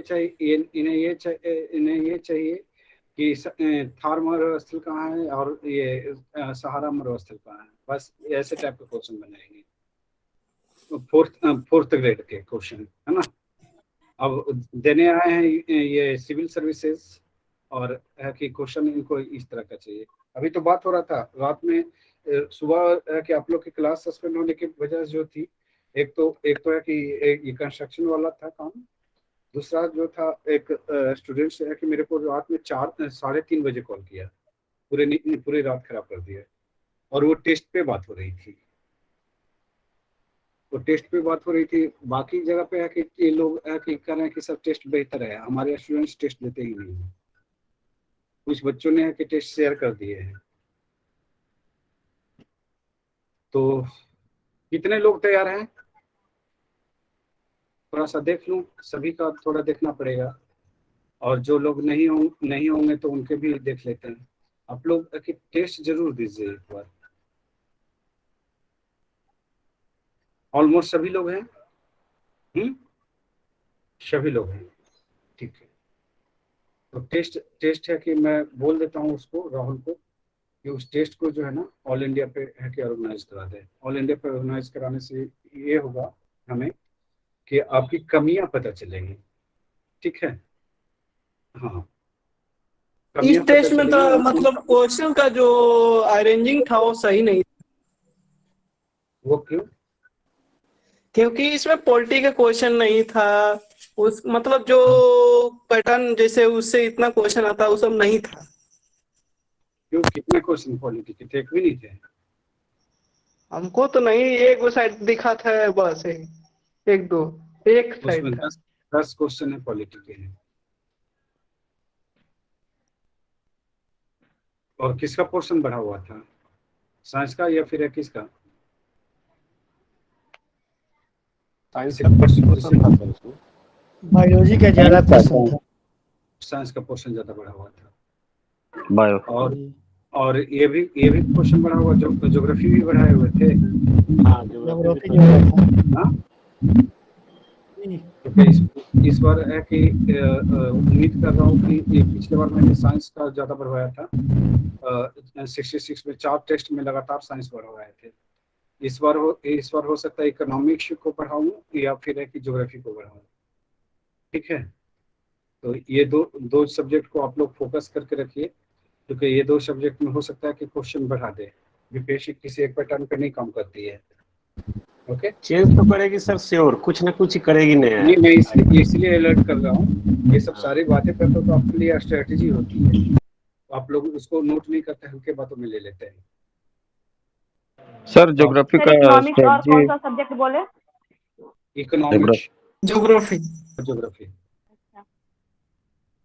इकोनॉमिक्स और ज्योग्राफी बढ़ा करके जाइएगा, अच्छे से पढ़ते जाइएगा, ठीक है। बहुत अच्छे से पढ़ने की जरूरत है, इस पे नजर रखना। टेस्ट में भी अब कितने टेस्ट बचे हैं? 3 टेस्ट और बचे हैं ना सुशील? यस सर, 9 10 4 टेस्ट बचा। 5 टेस्ट ना, 11 टेस्ट हो चुके हैं। 5 बचा एक तो हुआ है। कैंसिल। आपके 11 टेस्ट हो चुके हैं, ठीक है। उसमें 10 ही हुआ है ना, एक कैंसिल किया है ना, कैंसिल हुआ ना एक कैंसिल हुआ तो उपलब्ध करा देगा वो, है ना। तो 11 टेस्ट हमारे ओर से जो ऑफिशियल 11 टेस्ट हो चुके हैं। तो 11 टेस्ट में है कि अब 4 टेस्ट और है जो बनेगा। एक टेस्ट तो बन रहा है, तो यानी 3 टेस्ट। तो अभी उसको बोल देता हूँ। ज्योग्राफी का जो हो सकता बढ़ा रहेगा, हर हर हर में बढ़ा रहेगा, है ना। ज्योग्राफी 25-26 ज्योग्राफी होंगे, और है कि कम से कम 15 क्वेश्चन जो है कि इकोनॉमिक्स का होगा। ओके, तो इसको थोड़ा सा देखिएगा। सर स्ट्रेटजी देने वाले थे आप ज्योग्राफी का? सर रोज तो स्ट्रैटेजी देता हूँ, और प्रॉपर लिख करके नहीं दिया हूँ, यही ना। नहीं हाँ, नहीं, वैसे बात नहीं है। नहीं कह रहा हूँ, प्रॉपर लिख करके नहीं दिया हूँ, यही ना, वो दे दूंगा। हाँ। चलिए लिख लीजिए, मैसूर राज्य।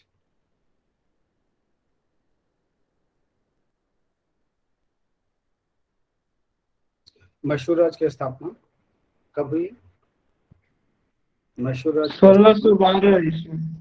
1612 में वेंकट द्वितीय के नेतृत्व में बोडियार वंश बोडियार वंश की स्थापना की गई। 1612 में बोडियार वंश की स्थापना की गई। कौन इतना इंपॉर्टेंट कॉल कर रहा है भैया, लगातार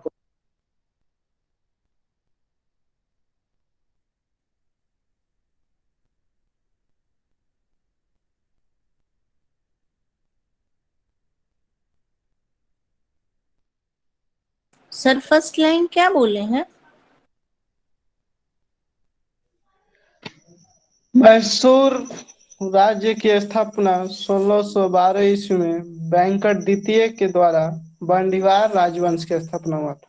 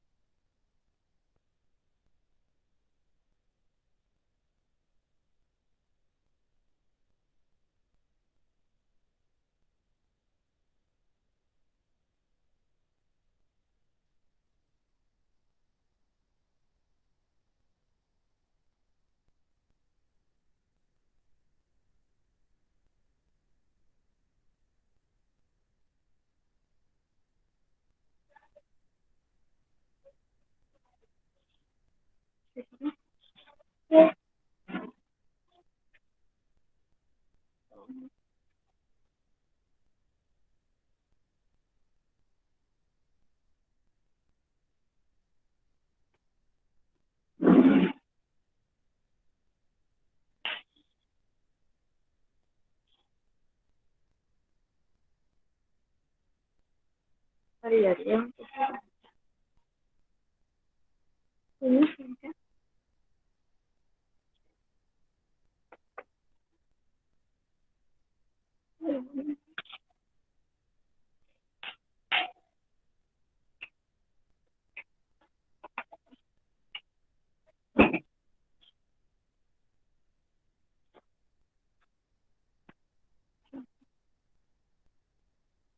हुआ 1600 बोडियार वंश का 1612 में। किसके नेतृत्व में हुआ? वेंकट द्वितीय के नेतृत्व में। वेंकट द्वितीय के नेतृत्व में, ठीक है। नेक्स्ट पॉइंट लिख लीजिए। ये जो मैसूर जो था ना, मैसूर जो था वो किसका पार्ट था? ये किसका पार्ट था? विजयनगर, देखिए मैसूर राज विजयनगर का ही एक पार्ट था। नेक्स्ट पॉइंट लिखिए, नेक्स्ट पॉइंट, यानी कि विजयनगर के अवशेष पे जो है मैसूर राज का क्या हुआ है, उत्थान हुआ है। नेक्स्ट पॉइंट, नेक्स्ट पॉइंट,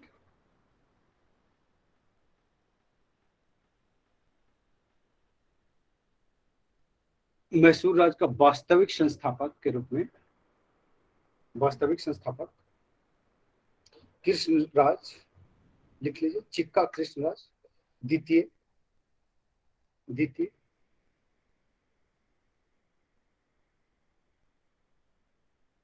और सॉरी क्या लिखा आपने, ये क्या लिखा, मैसूर राज,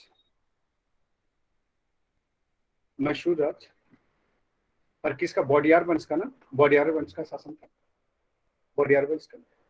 नेक्स्ट लिख लीजिए, इस वंश का अंतिम शासक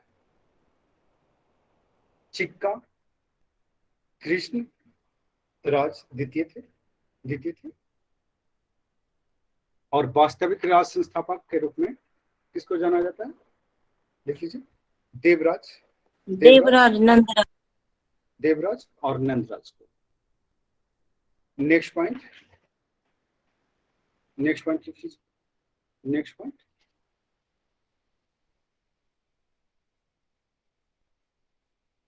नेक्स्ट पॉइंट लिख लीजिए,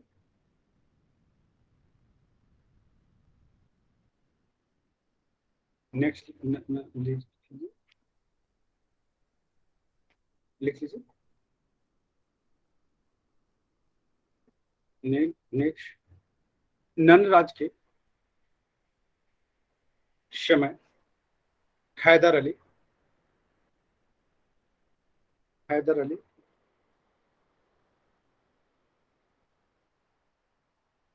एक सैनिक के रूप में भर्ती हुआ, एक सैनिक के रूप में भर्ती हुआ, जो बाद में मैसूर राज का स्वामी बन बैठे, स्वामी बन बैठे। इस बार जो मार्क्स का दुर्गति हुए हैं बच्चों के, है ना, सेकंड पेपर में, तो वो जो है कि बच्चे जो है कि अपना शेयर नहीं कर रहे हैं मार्क्स। नेक्स्ट लिख लीजिए, आप लोग के पास मार्क्स आया क्या, मार्कशीट वगैरह, आप लोगों के पास मार्कशीट वगैरह दोस्तों लोगों ने भेजा है, नहीं भेजा है? नहीं सर, फेसबुक नहीं सर, बहुत कम बच्चे फेसबुक पे इस बार अपलोड किए हैं। सबका हालत खराब है सर। सबका हालत खराब है। और जो सिलेक्ट हुए हैं ना, मजे की बात यह है कि रात में इस पे बात हो रहा था, इससे क्या कहते हैं, बताया ना कि 3-4 बजे कॉल किया था, 3 बजे अभिषेक अविनाश से, जो हमारा एडुकेटर है, तो बोल रहा कि सर है कि बच्चे शेयर नहीं कर रहे हैं। हम कहे कि मार्क्स अपना देख कर करके हालत खराब है उनके, जिनके सिलेक्शन भी हुए हैं। आप सोचिए ना, संतोष 118 नंबर, संतोष का 118 नंबर है। वो फर्स्ट पेपर अगर गड़बड़ जाता तो बाहर हो जाते हैं रेस से, नहीं सभी का सेकंड पेपर लगभग खराब ही है सर। हाँ, सबका बैंडबाजी है, टॉप कुछ 10 छोड़कर। हाँ, लिख लीजिए नेक्स्ट। तो थोड़ी सी जो है कि हमें काम करने की जरूरत है और बेहतर करने की जरूरत है। लिख लीजिए नेक्स्ट, लिख लीजिए,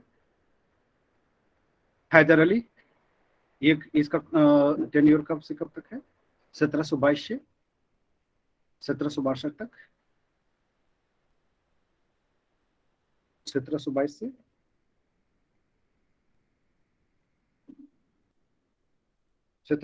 1762 तक ही, उसके बाद भी चला है ये। इसका टेन्योर देखिए तो एक बार, कब इसका डेथ होता है, 82 तक, सॉरी 82 तक, 82 में ना जो हाँ 1722 से 1762, 82 तक, 82 तक लिख लीजिए, लिख लीजिए इसमें, लिख लीजिए इसमें 1700, लिख लीजिए इसमें। अब ये जो है कि अपॉइंटमेंट तो होता है नंज राज के समय, है ना, अब ये जो है कि आप देखेंगे क्या कि यहाँ पे इस समय जो कि दक्षिण भारत की स्थिति जो है क्या है, उलझा हुआ है। तो मैप बना देता हूँ, मैप बना देता हूँ। मैप से क्या हेल्प मिलती है आप लोगों को समझने में? को संधि करवाया बहुत आपको फायदा करता है सर। कहते हैं हेल्प मिलता है क्या? हाँ सर, समझने Yes, में sir. आसानी होती है। ये आपका कर्नाटक में है ना मैसूर राज्य? Yes sir. ये आपका मैसूर राज्य है।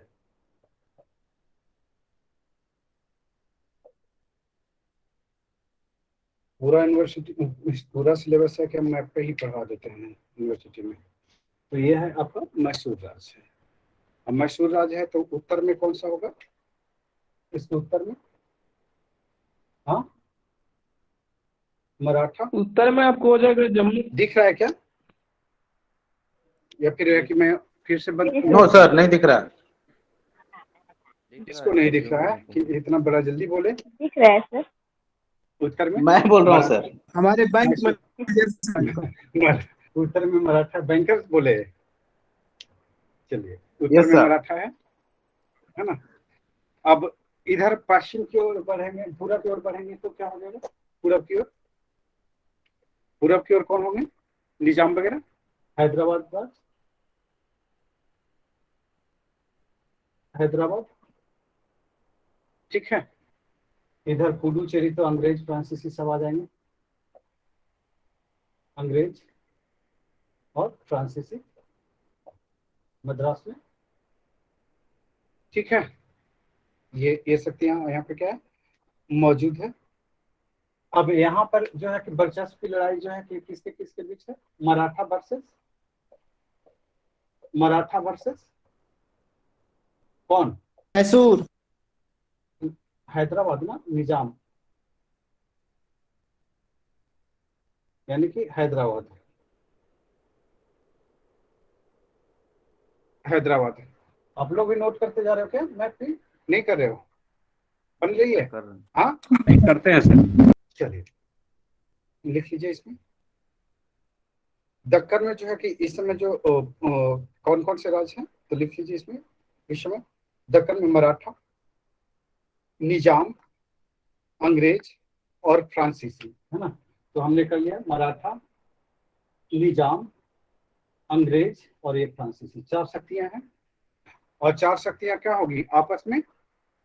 आपस में लड़ते रहेगी, है ना, चूहे बिल्ली की तरह। नहीं, चूहे बिल्ली की तरह। जो हिस्ट्री ऑप्शनल ले रहे हैं उनको समझ में आ रही है हिस्ट्री की कहानी? रसेल, जी सर। सबको समझ में आ रहा है? हाँ, क्योंकि मैपिंग इसलिए डालता हूँ कि ताकि आप लोगों को आसानी से। हम 3 बार एस के पांडे पढ़ चुके हैं। गुड। और इस बार पब्लिक एडमिनिस्ट्रेशन डूब गया है सुशील, पब्लिक इसीलिए हम भी घसक गए हैं पब्लिक एडमिनिस्ट्रेशन। डूब गया पूरी तरह से। आप सोचिए कि जो लड़का जिसको मैं चैंपियन मानता हूँ, है ना, उसको केवल एक बार मैं चढ़ा देता हूँ कि देख इस बार तुम टॉप करेगा, है ना। और सिलेक्शन की तो बात ही नहीं है, उससे सिलेक्शन की कभी बात नहीं करता हूँ। वो सिलेक्ट हो जाता है लड़का। टॉप तो नहीं कर पाया अभी तक, लेकिन सिलेक्ट जरूर हो जाता है। इस बार पब्लिक एडमिनिस्ट्रेशन से दिया, है ना, उसको रैंक सुधारना था, ठीक है। और उसने केवल 5 पोस्ट को चूज किया था 65वीं में। केवल 5 पोस्ट ही मैंने चूज करवाया था, क्योंकि सीओ तो खुद है ही है। तो सीओ पोस्ट को से नीचे वाले जितने भी पोस्ट थे सब बोला था कि नहीं भरना है, तो उसने नहीं भरा। मार्क्स है कि अच्छे खासे लेके आए हैं, 530 गया है ना कट ऑफ, तो है कि मार्क्स ठीक ठाक है ना, पास है जनरल का 530। तो उसमें उसे सिलेक्शन क्वालिफाई है, लेकिन उसे है कि कोई पोस्ट नहीं मिला, चूंकि ऑप्शन डाला ही नहीं था, है ना। 532 है जनरल का। तो उसमें बात करें तो उससे तो हुआ क्या कि मार्क्स पता कितना दिया है? 138। Second paper. हाँ, second paper sir. Public administration option हाँ, अब जिसका ऑप्शनल में 138 नंबर आएगा वो कभी सिलेक्ट होगा? बहुत मुश्किल है सर। कभी सिलेक्ट नहीं वही होगा। जब होगा जब दोनों पेपर में GS1 GS2 में 180 प्लस रहेगा तब जाके होगा। हाँ, ऐसे हुए हैं, बहुत सारे लोग हैं। कोई तो दो पेपर में अच्छा मार्क्स ना आप लोग जोड़ लीजिए सर। ऑप्शनल थोड़ा सोच समझ के लीजिए। जो एंथ्रोपोलॉजी वाला है, संभल जाइए, उनके बहुत बुरे हाल हैं। LSW भी बुरा हाल कर दिया। LSW भी है कि डूब गया है। ठीक है, तो आपको संभलने की जरूरत है।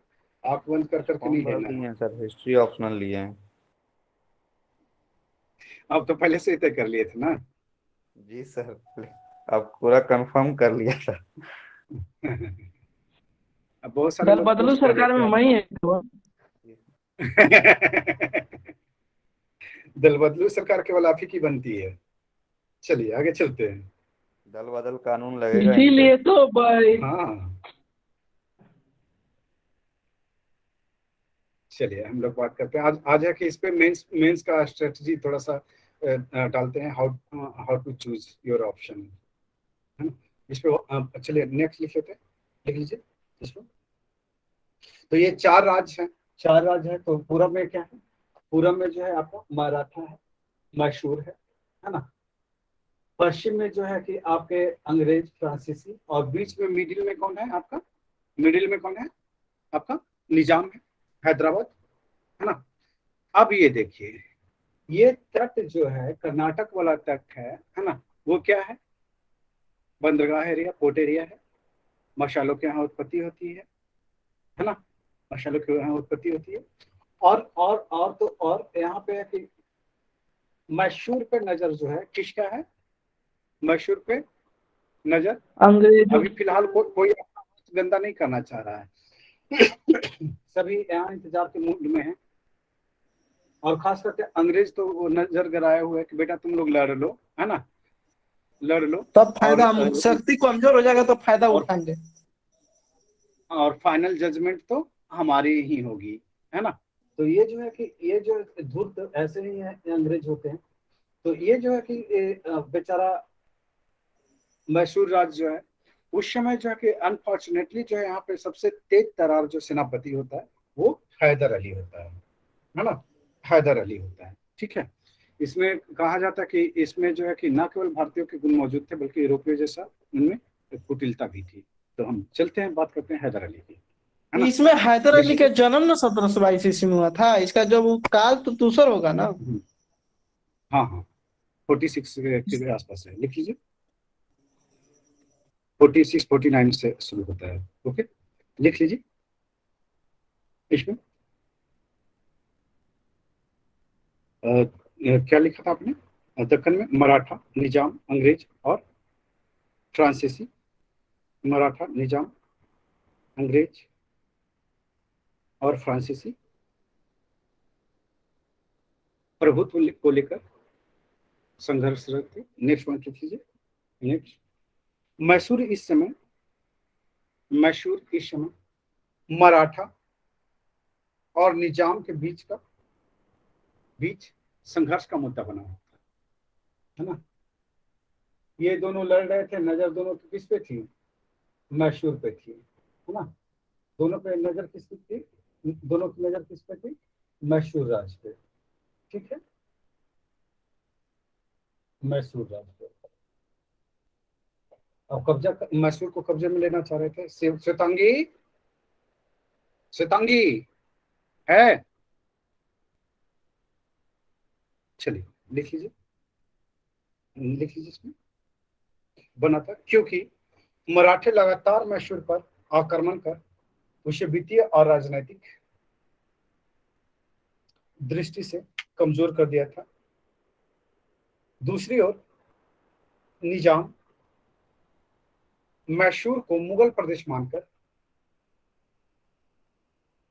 उस पर अपना अधिकार समझते थे, ठीक है, उस पर अपना अधिकार समझते थे। तो ये मैसूर राज्य जो है दोनों के बीच का क्या था? सैंडविच था, है ना। दोनों के बीच का सैंडविच था।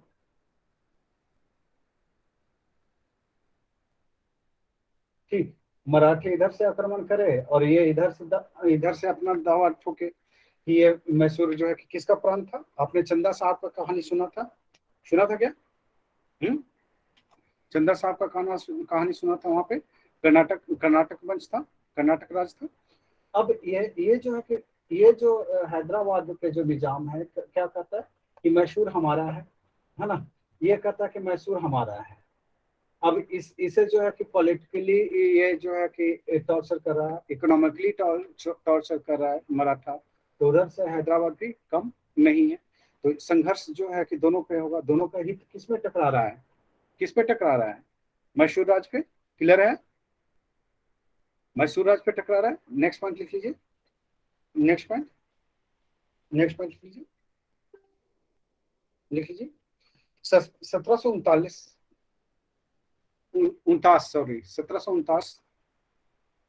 में नंजराज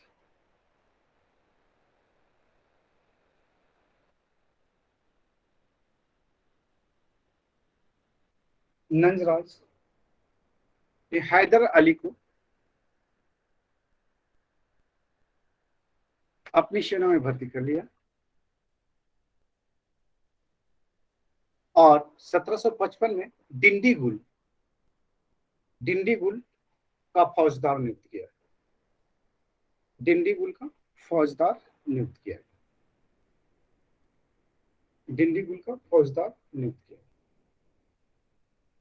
इस समय मराठों का आक्रमण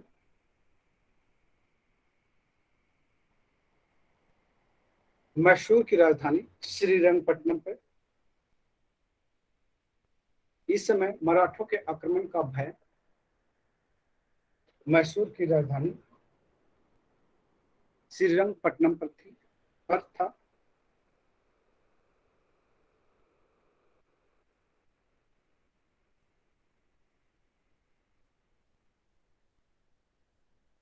नेक्स्ट पॉइंट लिख लीजिए।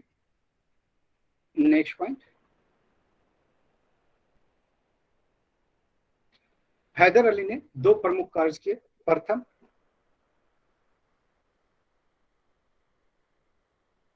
चूंकि हैदर अली पढ़ा लिखा नहीं था, अपनी अशिक्षा को पूर्ण करने के लिए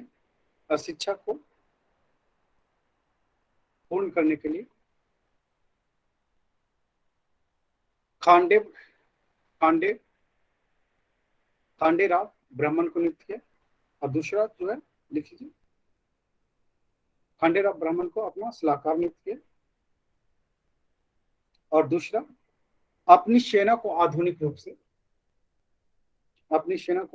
से प्रशिक्षित करने हेतु फ्रांसीसी अधिकारियों की नियुक्ति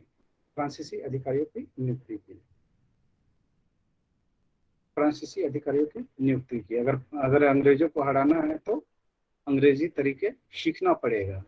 अगर बीपीएससी को क्रैक करना है तो बीपीएससी के तौर तरीके क्या होना है, सीखना पड़ेगा। अगर बीपीएससी के तौर तरीके से परिचित नहीं है तो क्या है, मुश्किल होगा, है ना। आगे चलते हैं, लिख लीजिए। नेक्स्ट लिख लीजिए।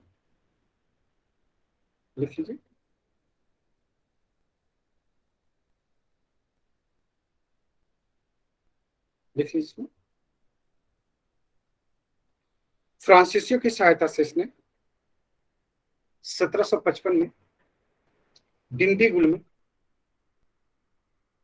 आधुनिक शस्त्रागार की स्थापना की। यह पूछा हुआ बीपीएससी में। आधुनिक शस्त्रागार की स्थापना की। नेक्स्ट पॉइंट,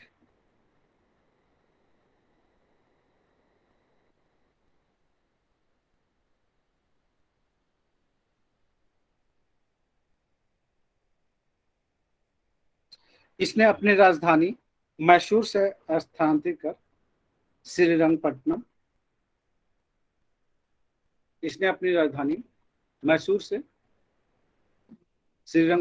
स्थापित की।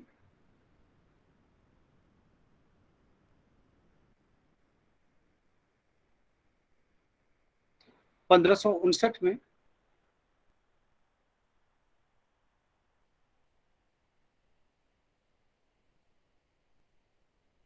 मराठों के आक्रमण मराठों का मैसूर पर आक्रमण को विफल किया, विफल किया, विफल किया।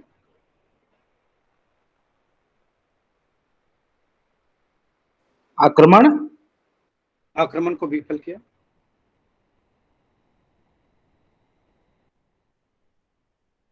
साथ ही साथ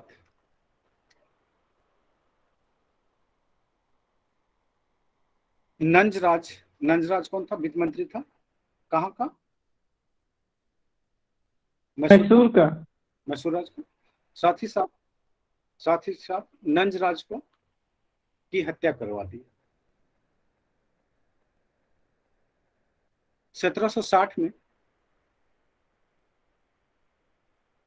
हैदर अली, हैदर अली मैसूर का शासक घोषित हुआ। मैसूर का शासक घोषित हुआ, यानी सत्ता पर काबिज कर लिया।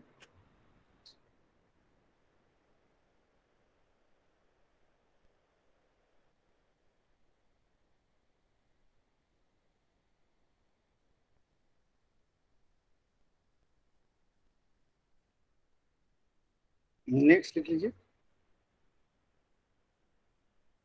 1763 में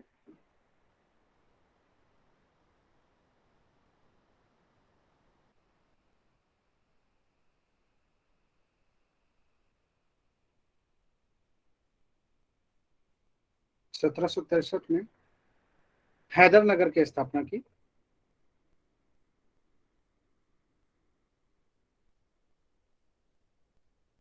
नेक्स्ट लिख लीजिए। दक्षिण भारत में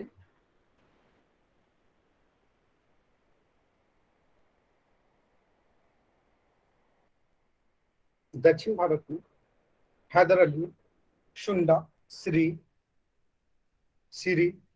गुटी आदि राज्यों को अपने आदि क्षेत्रों को अपने राज्य में मिला लिया।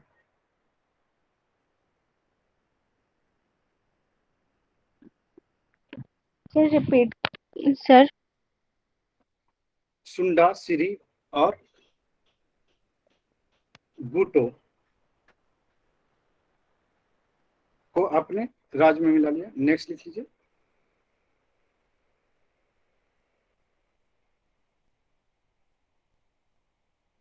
नेक्स्ट लिख लीजिए। शावानूर के दक्षिण में लिख लीजिए हलीवली, है ना, लिख लीजिए, ऐसे लिख लीजिए। हलीवली के युद्ध में हैदर अली मराठा से पराजित हुआ।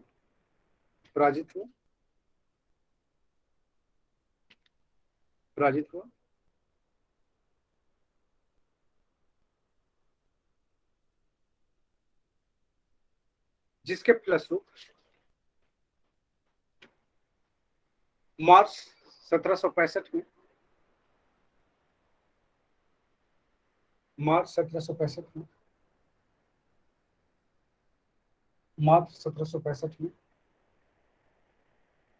जिन लोगों का ऑप्शनल है हिस्ट्री पे ज्यादा जोर देंगे, ओके, अभी से ही, ठीक है, ताकि फैक्ट भी क्लियर रहे और कॉन्सेप्ट भी क्लियर रहे। 1765 में मराठों के साथ एक संधि करनी पड़ी, जिसके अनुसार इसे गुटी तथा सवानूर का क्षेत्र, गुटी तथा सवानूर जिला के साथ ही 32 लाख रुपया मराठों को देना पड़ा।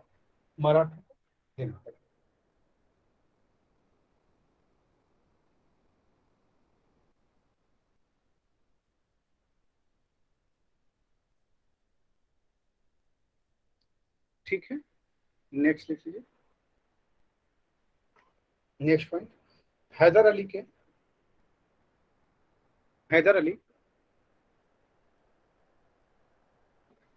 अली ने मैसूर के चामुंडेश्वरी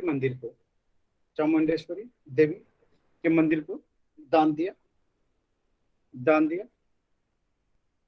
उसने अपने सोने चांदी के सिक्कों पर शिव पार्वती विष्णु की मूर्तियों का अंकन किया। हालांकि वर्तमान जो सरकार है ना, टीपू सुल्तान को एक जो है धर्म विरोधी के रूप में देखता है, ठीक है। और आपने सुना होगा ऐसे कि जब भी टीपू सुल्तान की ये जन्मतिथि आती है, पुण्यतिथि आती है, तो इस पे राजनीति जो होता है क्या होता है, गरमा जाता है। और इसको जो है कि कहा जाता है कि इसने बहुत सारे हिंदुओं को क्या किया, ये इस्लाम धर्म में कन्वर्ट कराया और हिंदुओं के कत्ले आम किया। ऐसा है कि ये कौन करता है, वर्तमान सरकार का मानना है ना। लेकिन इतिहासकार जो है के नजरिए से आप देखेंगे, हैदर अली हो या टीपू सुल्तान हो, वो क्या है, देशभक्त है। लेकिन सो कॉल्ड कुछ संगठन जैसे हिंदुवादी जितने भी संगठन हैं, उससे जो है वो हिंदू विरोधी घोषित करते हैं, जो कि सत्य नहीं है। मैं भी जो है कि हैदर अली को जो है कि एक देशभक्त मानता हूँ, और इसे न तो हिंदू से मतलब था और न ही मुस्लिम से मतलब था, है ना। सीधी सी बात है, देशभक्ति में न तो हिंदू आता है, न कोई मुसलमान, न कोई हिंदू होता है, ठीक है। तो ये चीजें है कि आप लोग कभी भी टीपू सुल्तान के बारे में कहीं भी पढ़ें तो आप लोग है कि पॉजिटिव चीजों को लेकर के चलेंगे। पहले आप लोग को अलर्ट कर दिया गया है ना, तो इसका ध्यान रखेंगे हमेशा, ठीक है। चलिए आगे चलते हैं, लिख लेते हैं। अच्छा, टाइम हो गया क्या?